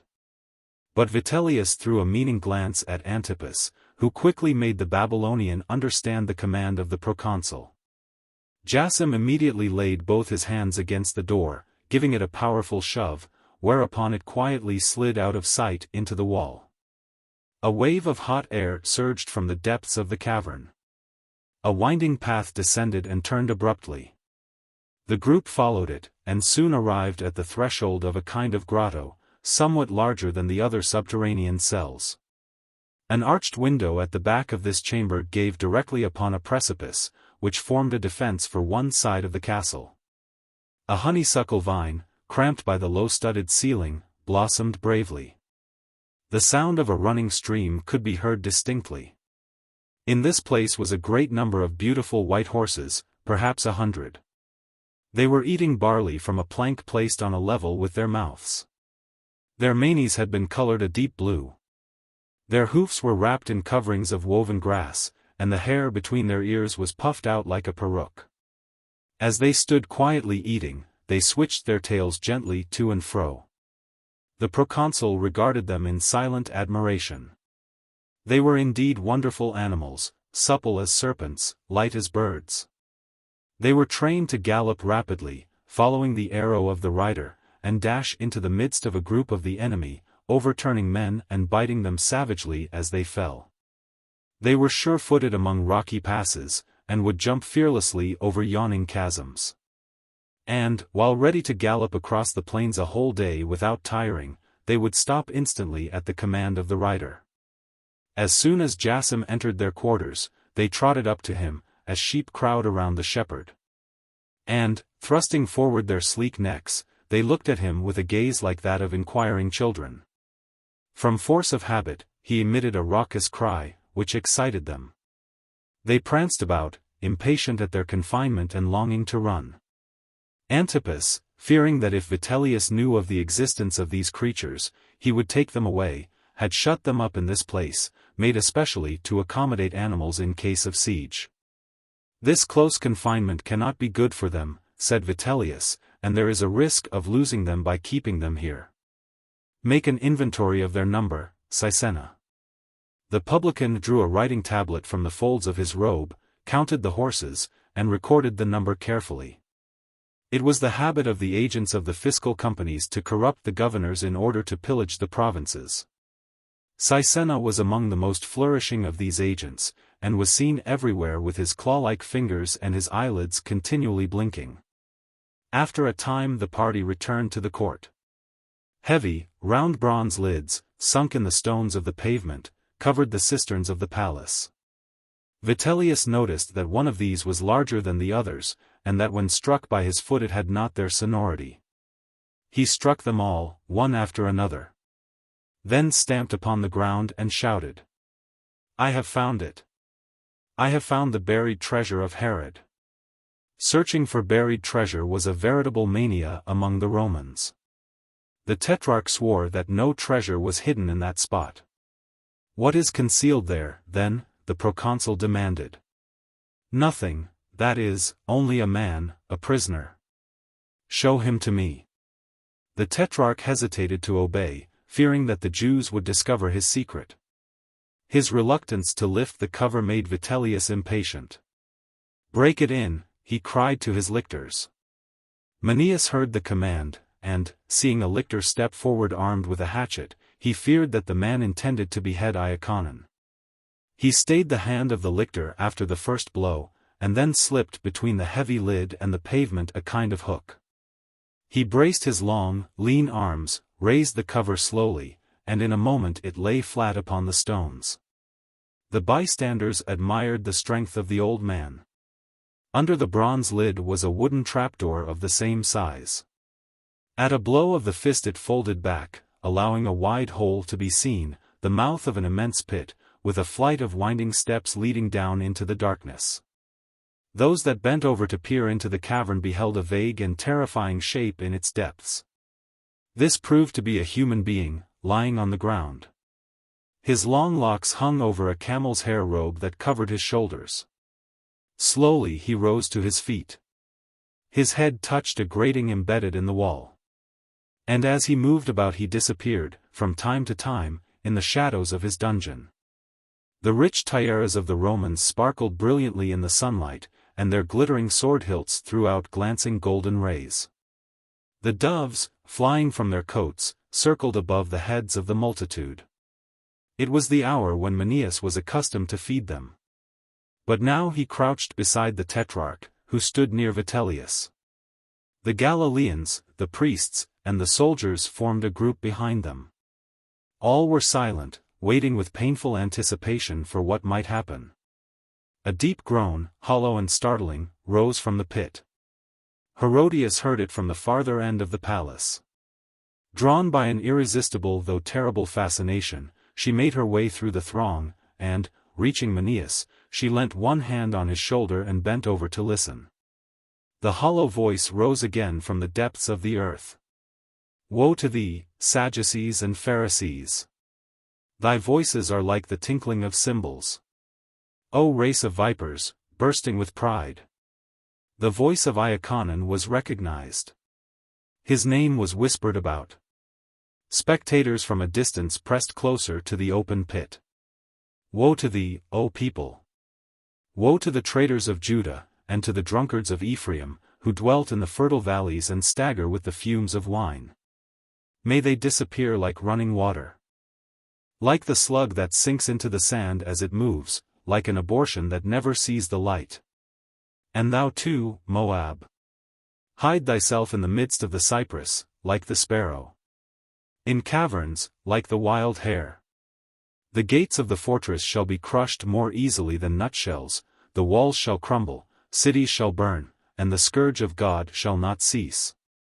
He shall cause your bodies to be bathed in your own blood, like wool in the dyer's vat. He shall rend you, as with a harrow. He shall scatter the remains of your bodies from the tops of the mountains. Of which conqueror was he speaking? Was it Vitellius? Only the Romans could bring about such an extermination. The people began to cry out, Enough! Enough! Let him speak no more. But the prisoner continued in louder tones.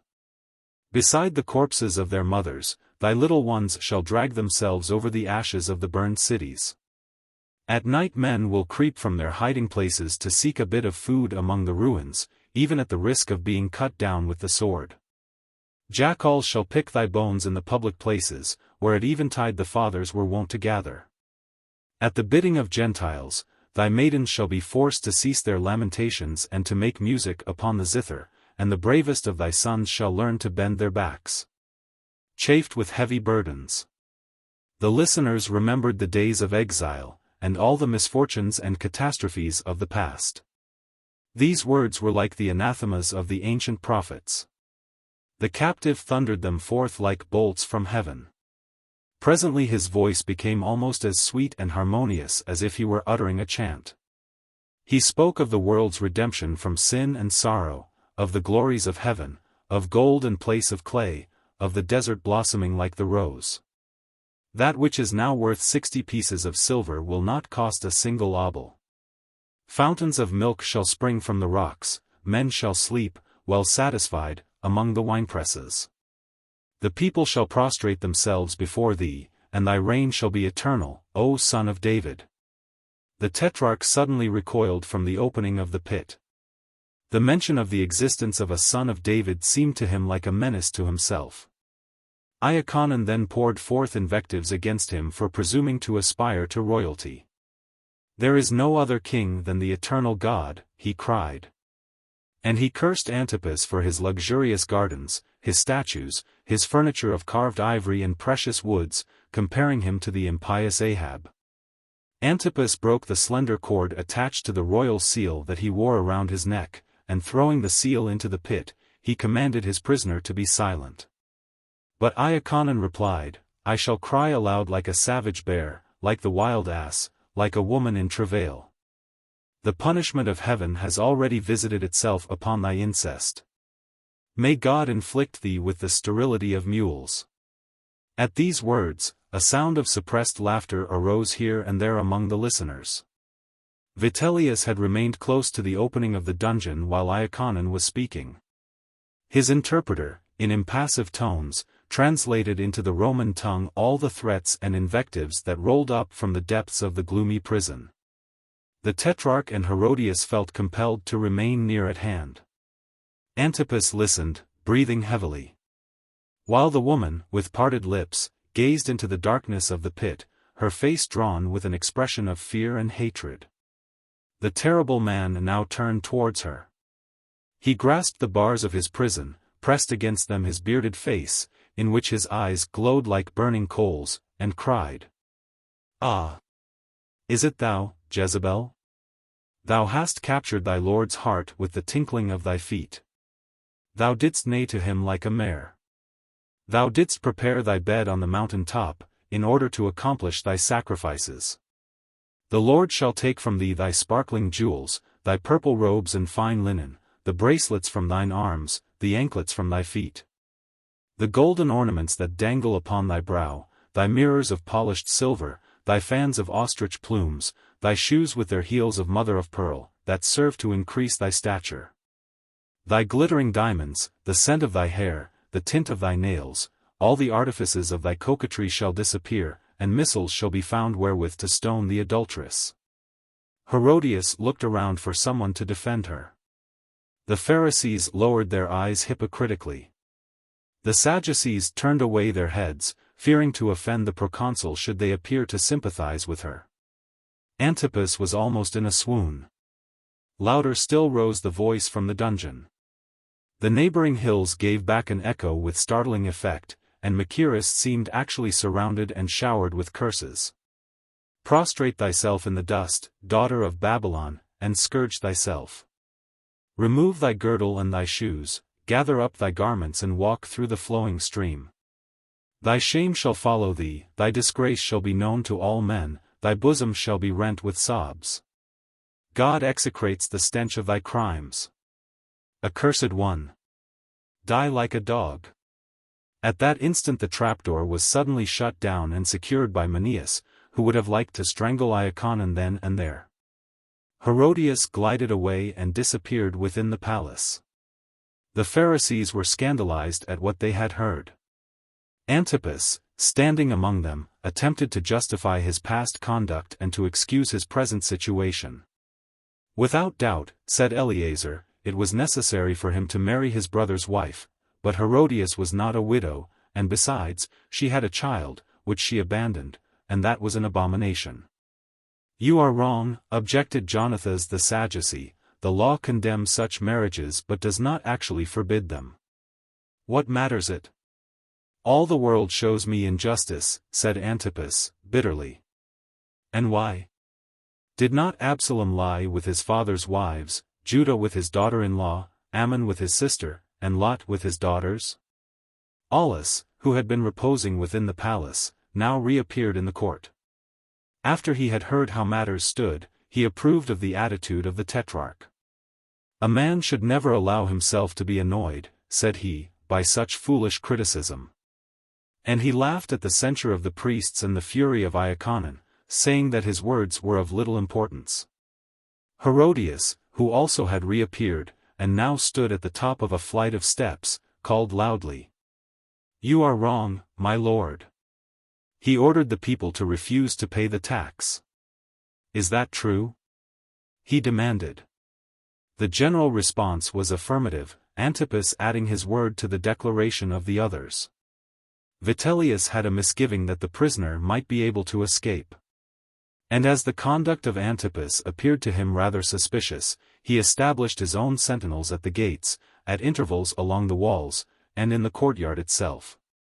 At last he retired to the apartments assigned to him, accompanied by the priests. Without touching directly upon the question of the coveted offices of public sacrificers, each one laid his own grievances before the proconsul. They fairly beset him with complaints and requests, but he soon dismissed them from his presence.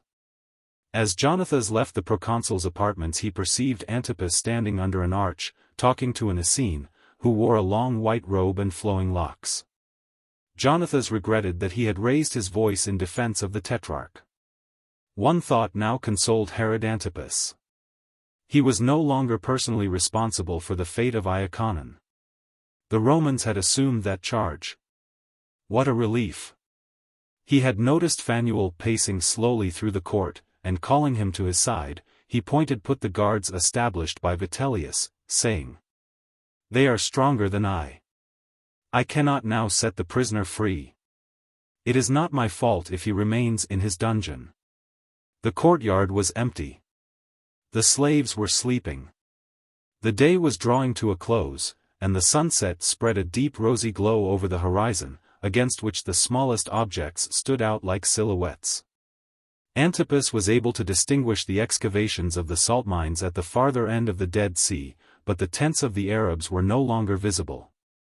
As the moon rose, the effect of the day's excitement passed away, and a feeling of peace entered his heart. Phanuel, also wearied by the recent agitating scenes, remained beside the Tetrarch. He sat in silence for some time, his chin resting on his breast. At last he spoke in confidence to Antipas, and revealed what he had wished to say. From the beginning of the month, he said, he had been studying the heavens every morning before daybreak. When the constellation of Perseus was at the zenith, Agila was scarcely visible. Algol was even less bright. Miracetus had disappeared entirely, from all of which he augured the death of some man of great importance, to occur that very night in Machaerus. Who was the man? Vitellius was too closely guarded to be reached. No one would kill Iaconon. "It is I," thought the Tetrarch.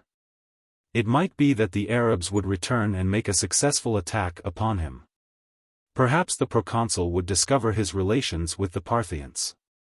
Several men whom Antipas had recognized as hired assassins from Jerusalem, had escorted the priests in the train of the proconsul. They all carried daggers concealed beneath their robes. The Tetrarch had no doubt whatever of the exactness of Phanuel's skill in astrology. Suddenly he bethought him of Herodias. He would consult her. He hated her, certainly, but she might give him courage, and besides, in spite of his dislike, not all the bonds were yet broken of that sorcery which once she had woven about him. When he entered her chamber, he was met by the pungent odor of cinnamon burning in a porphyry vase and the perfume of powders, unguents, cloud-like gauzes and embroideries light as feathers filled the air with fragrance. He did not speak of Phanuel's prophecy, nor of his own fear of the Jews and the Arabs. Herodias had already accused him of cowardice. He spoke only of the Romans, and complained that Vitellius had not confided to him any of his military projects. He said he supposed the proconsul was the friend of Caligula, who often visited Agrippa, and expressed a surmise that he himself might be exiled, or that perhaps his throat would be cut. Herodias, who now treated him with a kind of disdainful indulgence, tried to reassure him. At last she took from a small casket a curious medallion, ornamented with a profile of Tiberius. The sight of it, she said, as she gave it to Antipas, would make the lictors turn pale and silence all accusing voices. Antipas, filled with gratitude, asked her how the medallion had come into her possession. "It was given to me," was her only answer. At that moment Antipas beheld a bare arm slipping through a portière hanging in front of him. It was the arm of a youthful woman, as graceful in outline as if carved from ivory by Polyclitus. With a movement a little awkward and at the same time charming, it felt about the wall an instant, as if seeking something, then took down a tunic hanging upon a hook near the doorway, and disappeared. An elderly female attendant passed quietly through the room, lifted the portière, and went out. A sudden recollection pierced the memory of the Tetrarch. "Is that woman one of thy slaves?" he asked. "What matters that to thee?" was the disdainful reply. Chapter 3. The Banquet. The great banqueting hall was filled with guests. This apartment had 3 naves, like a basilica, which were separated by columns of sandalwood, whose capitals were of sculptured bronze. On each side of the apartment was a gallery for spectators, and a third, with a façade of gold filigree, was at one end, opposite an immense arch at the other. The candelabra burning on the tables, which were spread the whole length of the banqueting hall, glowed like clusters of flaming flowers among the painted cups, the plates of shining copper, the cubes of snow and heaps of luscious grapes. Through the large windows the guests could see lighted torches on the terraces of the neighboring houses. For this night Antipas was giving a feast to his friends, his own people, and to anyone that presented himself at the castle. The slaves, alert as dogs, glided about noiselessly in felt sandals, carrying dishes to and fro. The table of the proconsul was placed beneath the gilded balcony upon a platform of sycamore wood. Rich tapestries from Babylon were hung about the pavilion, giving a certain effect of seclusion. Upon 3 ivory couches, one facing the great hall, and the other 2 placed one on either side of the pavilion, reclined Vitellius, his son Aulus, and Antipas. The proconsul being near the door, at the left, Aulus on the right, the tetrarch occupying the middle couch. Antipas wore a heavy black mantle, the texture of which was almost hidden by colored embroideries and glittering decorations. His beard was spread out like a fan. Blue powder had been scattered over his hair, and on his head rested a diadem covered with precious stones. Vitellius still wore the purple band, the emblem of his rank, crossed diagonally over a linen toga. Aulus had tied behind his back the sleeves of his violet robe, embroidered with silver. His clustering curls were laid in carefully arranged rows, a necklace of sapphires gleamed against his throat, plump and white as that of a woman. Crouched upon a rug near him, with legs crossed, was a pretty white boy, upon whose face shone a perpetual smile. Aulus had found him somewhere among the kitchens and had taken a violent fancy to him. He had made the child one of his suite, but as he never could remember his protégé's Chaldean name, called him simply the Asiatic. From time to time the little fellow sprang up and played about the dining table, and his antics appeared to amuse the guests. At one side of the tetrarch's pavilion were the tables at which were seated his priests and officers, also a number of persons from Jerusalem, and the more important men from the Grecian cities. At the table on the left of the proconsul sat Marcellus with the publicans, several friends of the tetrarch, and various representatives from Cana, Ptolemy, and Jericho. Seated at other tables were mountaineers from Liban and many of the old soldiers of Herod's army, a dozen Thracians, a Greek and 2 Germans. Besides huntsmen and herdsmen, the Sultan of Palmyra, and sailors from Eziongaber. Before each guest was placed a roll of soft bread, upon which to wipe the fingers. As soon as they were seated, hands were stretched out with the eagerness of a vulture's claws, seizing upon olives, pistachios, and almonds. Every face was joyous, every head was crowned with flowers, except those of the Pharisees, who refused to wear the wreaths, regarding them as a symbol of Roman voluptuousness and vice. They shuddered when the attendants sprinkled them with galbanum and incense, the use of which the Pharisees reserved strictly for services in the temple. Antipas observed that Aulus rubbed himself under the arms, as if annoyed by heat or chafing, and promised to give him 3 flasks of the same kind of precious balm that had been used by Cleopatra. A captain from the garrison of Tiberias who had just arrived, placed himself behind the tetrarch as protection in case any unexpected trouble should arise. But his attention was divided between observing the movements of the proconsul and listening to the conversation of his neighbors. There was, naturally, much talk of Iaconon and other men of his stamp. It is said, remarked one of the guests, that Simon of Gitta washed away his sins in fire. And a certain man called Jesus. He is the worst of them all, interrupted Eleazar. A miserable impostor. At this a man sprang up from a table near the tetrarch's pavilion, and made his way towards the place where Eleazar sat. His face was almost as pale as his linen robe, but he addressed the Pharisees boldly, saying, "That is a lie. Jesus has performed miracles." Antipas expressed a long-cherished desire to see the man Jesus perform some of his so-called miracles. "You should have brought him with you," he said to the last speaker, who was still standing. "Tell us what you know about him," he commanded. Then the stranger said that he himself, whose name was Jacob, having a daughter who was very ill, had gone to Capernaum to implore the master to heal his child. The master had answered him, saying, return to thy home, she is healed.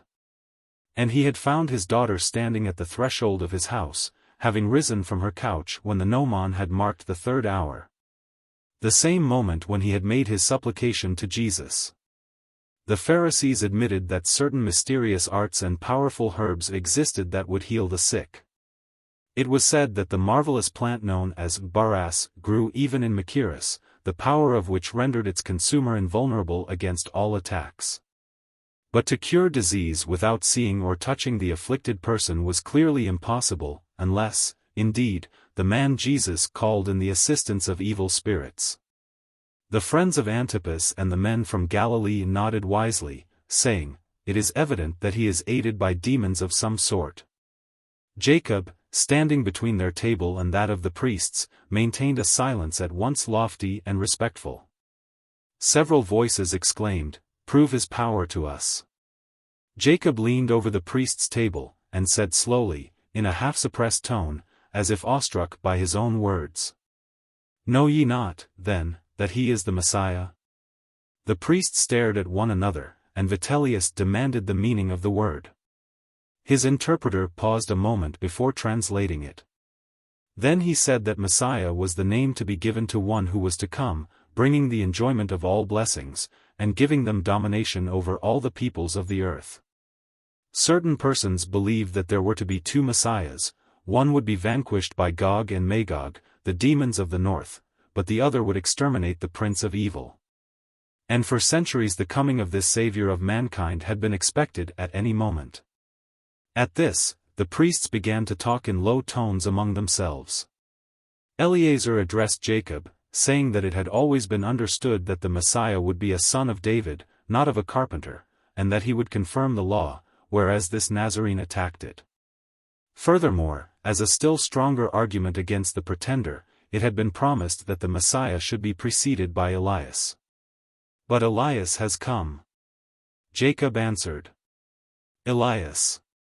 Elias," was repeated from one end of the banqueting hall to the other. In imagination, all fancied that they could see an old man, a flight of ravens above his head, standing before an altar, which a flash of lightning illumined, revealing the idolatrous priests that were thrown into the torrent. And the women, sitting in the galleries, thought of the widow of Sarepta. Jacob then declared that he knew Elias, that he had seen him, and that many of the guests there assembled had seen him. His name was the cry from all lips. Iaconon. Antipas fell back in his chair as if a heavy blow had struck him on the breast. The Sadducees rose from their seats and rushed towards Jacob. Eleazar raised his voice to a shout in order to make himself heard. When order was finally restored, he draped his mantle about his shoulders, and, with the air of a judge, proceeded to put questions to Jacob. "Since the prophet is dead," he began. Murmurs interrupted him. Many persons believed that Elias was not dead, but had only disappeared. Eleazar rebuked those who had interrupted him. And continuing, asked, "And dost thou believe that he has indeed come to life again?" "Why should I not believe it?" Jacob replied. The Sadducees shrugged their shoulders. Jonathas, opening wide his little eyes, gave a forced, buffoon-like laugh. "Nothing could be more absurd," said he, "than the idea that a human body could have eternal life." And he declaimed, for the benefit of the proconsul, this line from a contemporaneous poet. "Nec crescit, nec post mortem durari videtur." By this time Aulus was leaning over the side of the pavilion, with pale face, a perspiring brow, and both hands outspread on his stomach. The Sadducees pretended to be deeply moved at the sight of his suffering, thinking that perhaps the next day the offices of sacrificers would be theirs. Antipas appeared to be in despair at his guest's agony. Vitellius preserved a calm demeanor, although he felt some anxiety, for the loss of his son would mean the loss of his fortune. But Aulus, quickly recovering after he had relieved his overburdened stomach, was as eager to eat as before. "Let someone bring me marble dust," he commanded, "or clay of Naxos, seawater, anything. Perhaps it would do me good to bathe." He swallowed a quantity of snow, then hesitated between a ragout and a dish of blackbirds, and finally decided in favor of gourds served in honey. The little Asiatic gazed at his master in astonishment and admiration. To him this exhibition of gluttony denoted a wonderful being belonging to a superior race. The feast went on. Slaves served the guests with kidneys, dormice, nightingales, mincemeat dressed with vine leaves. The priests discoursed among themselves regarding the supposed resurrection. Ammonius, pupil of Philon, the Platonist, pronounced them stupid, and told the Greeks that he laughed at their oracles. Marcellus and Jacob were seated side by side. Marcellus described the happiness he had felt under the baptism of Mitra, and Jacob made him promise to become a follower of Jesus. The wines of the palm and the tamarisk, those of Sapht and of Byblos, ran from the amphoras into the crate-ras, from the crate-ras into the cups, and from the cups down the guests' throats. Everyone talked, all hearts expanding under the good cheer. Jason, although a Jew, did not hesitate to express his admiration of the planets. A merchant from Aphaca amazed the nomads with his description of the marvels in the temple of Hierapolis, and they wished to know the cost of a pilgrimage to that place. Others held fast to the principles of their native religion. A German, who was nearly blind, sang a hymn celebrating that promontory in Scandinavia where the gods were wont to appear with halos around their heads. The people from Sikhem declined to eat turtles, out of deference to the dove Ozima. Several groups stood talking near the middle of the banqueting hall, and the vapor of their breath, mingled with the smoke from the candles, formed a light mist. Presently Phanuel slipped quietly into the room, keeping close to the wall. He had been out in the open courtyard, to make another survey of the heavens. He stopped when he reached the pavilion of the Tetrarch, fearing he would be splashed with drops of oil if he approached the other tables, which, to an Essene, would be a great defilement. Suddenly violent blows resounded upon the castle gates. The news of the imprisonment of Iaconon had spread rapidly, and now it appeared that the whole surrounding population was flocking to the castle. Men with torches were hastening along the roads in all directions, a black mass of people swarmed in the ravine, and from all throats came the cry, Iaconon! Iaconon! That man will ruin everything, said Jonathas. We shall have no more money if this continues, said the Pharisees. Accusations, recriminations, and pleadings were heard on all sides. Protect us. Compel them to cease. Thou didst abandon thy religion. Impious as all the Herods. Less impious than thou. Antipas retorted. Was it not my father that erected thy temple? Then the Pharisees, children of the proscribed tribes, partisans of Mattathias, accused the Tetrarch of all the crimes committed by his family. The Pharisees had pointed skulls, bristling beards, feeble hands, snub noses, great round eyes, and their countenances bore a resemblance to that of a bulldog. A dozen of these people, scribes and attendants upon the priests, who picked up their living from the refuse of holocausts, rushed to the foot of the pavilion and threatened Antipas with their knives. He attempted to speak to them, being only slightly protected by some of the Sadducees. Suddenly he perceived Manius at a distance and made him a sign to approach. The expression on the face of Vitellius indicated that he regarded all this turmoil as no concern of his. The Pharisees, leaning against the pavilion, were now beside themselves with demoniac fury. They broke plates and dashed them upon the floor. The attendants had served them with a ragout composed of the flesh of the wild ass, an unclean animal, and their anger knew no bounds. Aulus rallied them jeeringly apropos of the ass's head, which he declared they honored. He flung other sarcasms at them, regarding their antipathy to the flesh of swine, intimating that no doubt their hatred arose from the fact that that beast had killed their beloved Bacchus. And saying it was to be feared they were too fond of wine, since a golden vine had been discovered in the temple. The priests did not understand his sneers, and Phineas, of Galilean origin, refused to translate them. Aulus suddenly became angry, the more so because the little Asiatic, frightened at the tumult, had disappeared. The feast no longer pleased the noble glutton. The dishes were vulgar, and not sufficiently disguised with delicate flavorings. After a time his displeasure abated, as he caught sight of a dish of Syrian lamb's tails, dressed with spices, a favorite dainty. To Vitellius the character of the Jews seemed frightful. Their god was like Moloch, several altars to whom he had passed upon his route. And he recalled the stories he had heard of the mysterious Jew who fattened small children and offered them as a sacrifice. His Latin nature was filled with disgust at their intolerance, their iconoclastic rage, their brutal, stumbling bearing. The proconsul wished to depart, but Aulus refused to accompany him. The exaltation of the people increased. They abandoned themselves to dreams of independence. They recalled the glory of Israel, and Assyrian spoke of all the great conquerors they had vanquished, Antigone, Crassus, Varus. Miserable creatures! Cried the enraged proconsul, who had overheard the Syrians' words. In the midst of the uproar Antipas remembered the medallion of the emperor that Herodias had given to him. He drew it forth and looked at it a moment, trembling, then held it up with its face turned towards the throng. At the same moment, the panels of the gold-railed balcony were folded back, and, accompanied by slaves bearing wax tapers, Herodias appeared, her coiffure crowned with an Assyrian mitre, which was held in place by a band passing under the chin. Her dark hair fell in ringlets over a scarlet peplum with slashed sleeves. On either side of the door through which one stepped into the gallery, stood a huge stone monster, like those of Atrides. And as Herodias appeared between them, she looked like Cybele supported by her lions.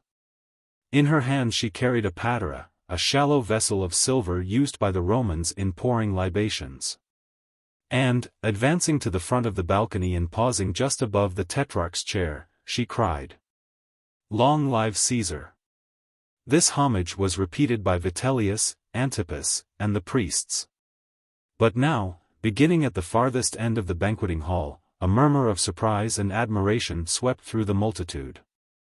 A beautiful young girl had just entered the apartment, and stood motionless for an instant, while all eyes were turned upon her. Through a drapery of filmy blue gauze that veiled her head and throat, her arched eyebrows, tiny ears, and ivory-white skin could be distinguished. A scarf of shot silk fell from her shoulders, and was caught up at the waist by a girdle of fretted silver. Her full trousers, of black silk, were embroidered in a pattern of silver mandragoras, and as she moved forward with indolent grace, her little feet were seen to be shod with slippers made of the feathers of hummingbirds. When she arrived in front of the pavilion she removed her veil. Behold! She seemed to be Herodias herself, as she had appeared in the days of her blooming youth. Immediately the damsel began to dance before the tetrarch. Her slender feet took dainty steps to the rhythm of a flute and a pair of Indian bells. Her round white arms seemed ever beckoning and striving to entice to her side some youth who was fleeing from her allurements. She appeared to pursue him, with movements light as a butterfly. Her whole mien was like that of an inquisitive Psyche, or a floating spirit that might at any moment dissolve and disappear. Presently the plaintive notes of the jingris, a small flute of Phoenician origin, replaced the tinkling bells. The attitudes of the dancing nymph now denoted overpowering lassitude. Her bosom heaved with sighs, and her whole being expressed profound languor, although it was not clear whether she sighed for an absent swain or was expiring of love in his embrace.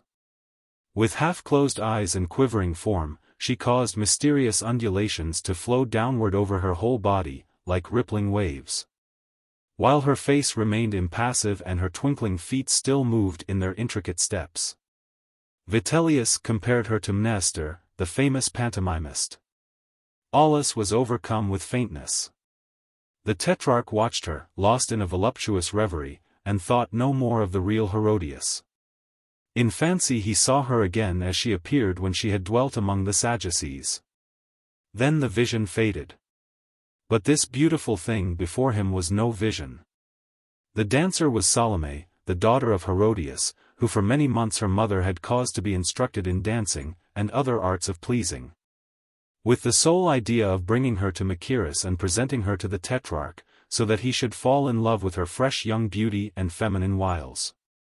The plan had proved successful, it seemed. He was evidently fascinated, and Herodias felt that at last she was sure of retaining her power over him. And now the graceful dancer appeared transported with the very delirium of love and passion. She danced like the priestesses of India, like the Nubians of the cataracts, or like the Bacchantes of Lydia. She whirled about like a flower blown by the tempest. The jewels in her ears sparkled, her swift movements made the colors of her draperies appear to run into one another. Her arms, her feet, her clothing even, seemed to emit streams of magnetism, that set the spectators' blood on fire. Suddenly the thrilling chords of a harp rang through the hall, and the throng burst into loud acclamations. All eyes were fixed on Salome, who paused in her rhythmic dance, placed her feet wide apart, and without bending the knees, suddenly swayed her lithe body downward, so that her chin touched the floor.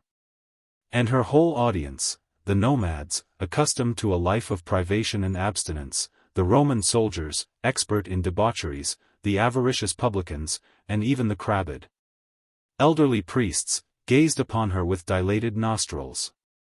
Next she began to whirl frantically around the table where Antipas the Tetrarch was seated. He leaned towards the flying figure, and in a voice half choked with the voluptuous sighs of a mad desire, he sighed, "Come to me. Come." But she whirled on, while the music of dulcimers swelled louder and the excited spectators roared their applause. The Tetrarch called again, louder than before, "Come to me. Come. Thou shalt have Capernaum, the plains of Tiberias. My citadels. Yea, the half of my kingdom." Again the dancer paused. Then, like a flash, she threw herself upon the palms of her hands, while her feet rose straight up into the air. In this bizarre pose she moved about upon the floor like a gigantic beetle. Then stood motionless. The nape of her neck formed a right angle with her vertebrae. The full silken skirts of pale hues that enveloped her limbs when she stood erect, now fell to her shoulders and surrounded her face like a rainbow. Her lips were tinted a deep crimson, her arched eyebrows were black as jet, her glowing eyes had an almost terrible radiance. And the tiny drops of perspiration on her forehead looked like dew upon white marble. She made no sound, and the burning gaze of that multitude of men was concentrated upon her. A sound like the snapping of fingers came from the gallery over the pavilion. Instantly, with one of her movements of bird-like swiftness, Salome stood erect. The next moment she rapidly passed up a flight of steps leading to the gallery, and coming to the front of it she leaned over, smiled upon the Tetrarch, and, with an air of almost childlike naivete, pronounced these words: "I ask my lord to give me, placed upon a charger, the head of," she hesitated, as if not certain of the name. Then said, "The head of Iaconon." The Tetrarch sank back in his chair as if stunned. He had bound himself by his promise to her, and the people awaited his next movement. But the death that night of some conspicuous man that had been predicted to him by Phanuel, what if, by bringing it upon another, he could avert it from himself, thought Antipas. If Iaconon was in very truth the Elias so much talked of, he would have power to protect himself, and if he were only an ordinary man, his murder was of no importance. Manius stood beside his chair, and read his master's thoughts. Vitellius beckoned him to his side and gave him an order for the execution, to be transmitted to the soldiers placed on guard over the dungeon. This execution would be a relief, he thought. In a few moments all would be over. But for once Manius did not perform a commission satisfactorily. He left the hall but soon returned, in a state of great perturbation. During 40 years he had exercised the functions of the public executioner. It was he that had drowned Aristobulus, strangled Alexander, burned Mattathias alive, beheaded Zosimus, Pappus, Josephus, and Antipater, but he dared not kill Iaconon. His teeth chattered and his whole body trembled. He declared that he had seen, standing before the dungeon, the angel of the Samaritans, covered with eyes and brandishing a great sword, glowing and quivering like a flame.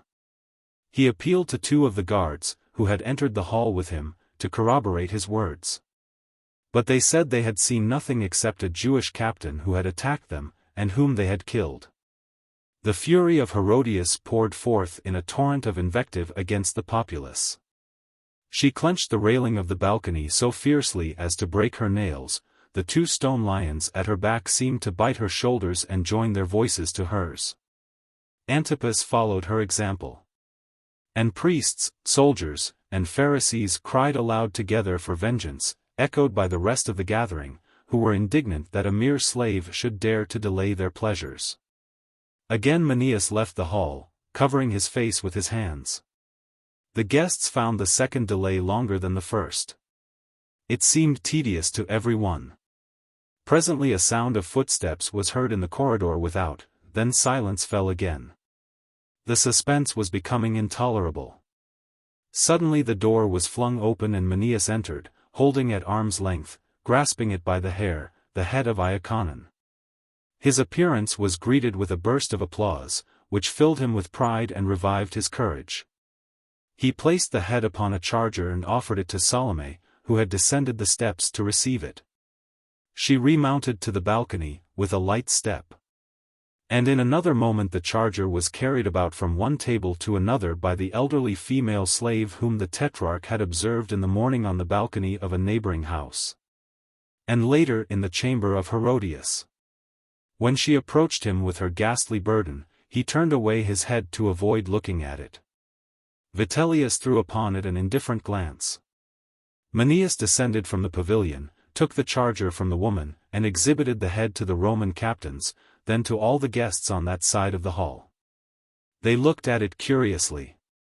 The sharp blade of the sword had cut into the jaw with a swift downward stroke. The corners of the mouth were drawn, as if by a convulsion. Clots of blood besprinkled the beard. The closed eyelids had a shell-like transparency, and the candelabra on every side lighted up the gruesome object with terrible distinctness. Manius arrived at the table where the priests were seated. One of them turned the charger about curiously, to look at the head from all sides. Then Manius, having entirely regained his courage, placed the charger before Aulus, who had just awakened from a short doze. And finally he brought it again to Antipas and set it down upon the table beside him. Tears were running down the cheeks of the Tetrarch.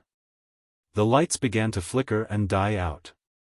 The guests departed, and at last no one remained in the great hall save Antipas, who sat leaning his head upon his hands, gazing at the head of Iaconon. And Phanuel, who stood in the center of the largest nave and prayed aloud, with uplifted arms.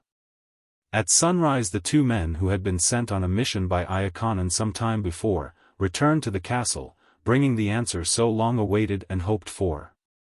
They whispered the message to Phanuel, who received it with rapture. Then he showed them the lugubrious object, still resting on the charger amid the ruins of the feast. One of the men said, "Be comforted. He has descended among the dead in order to announce the coming of the Christ." And in that moment the Essene comprehended the words of Iaconon, "In order that his glory may increase, mine must diminish."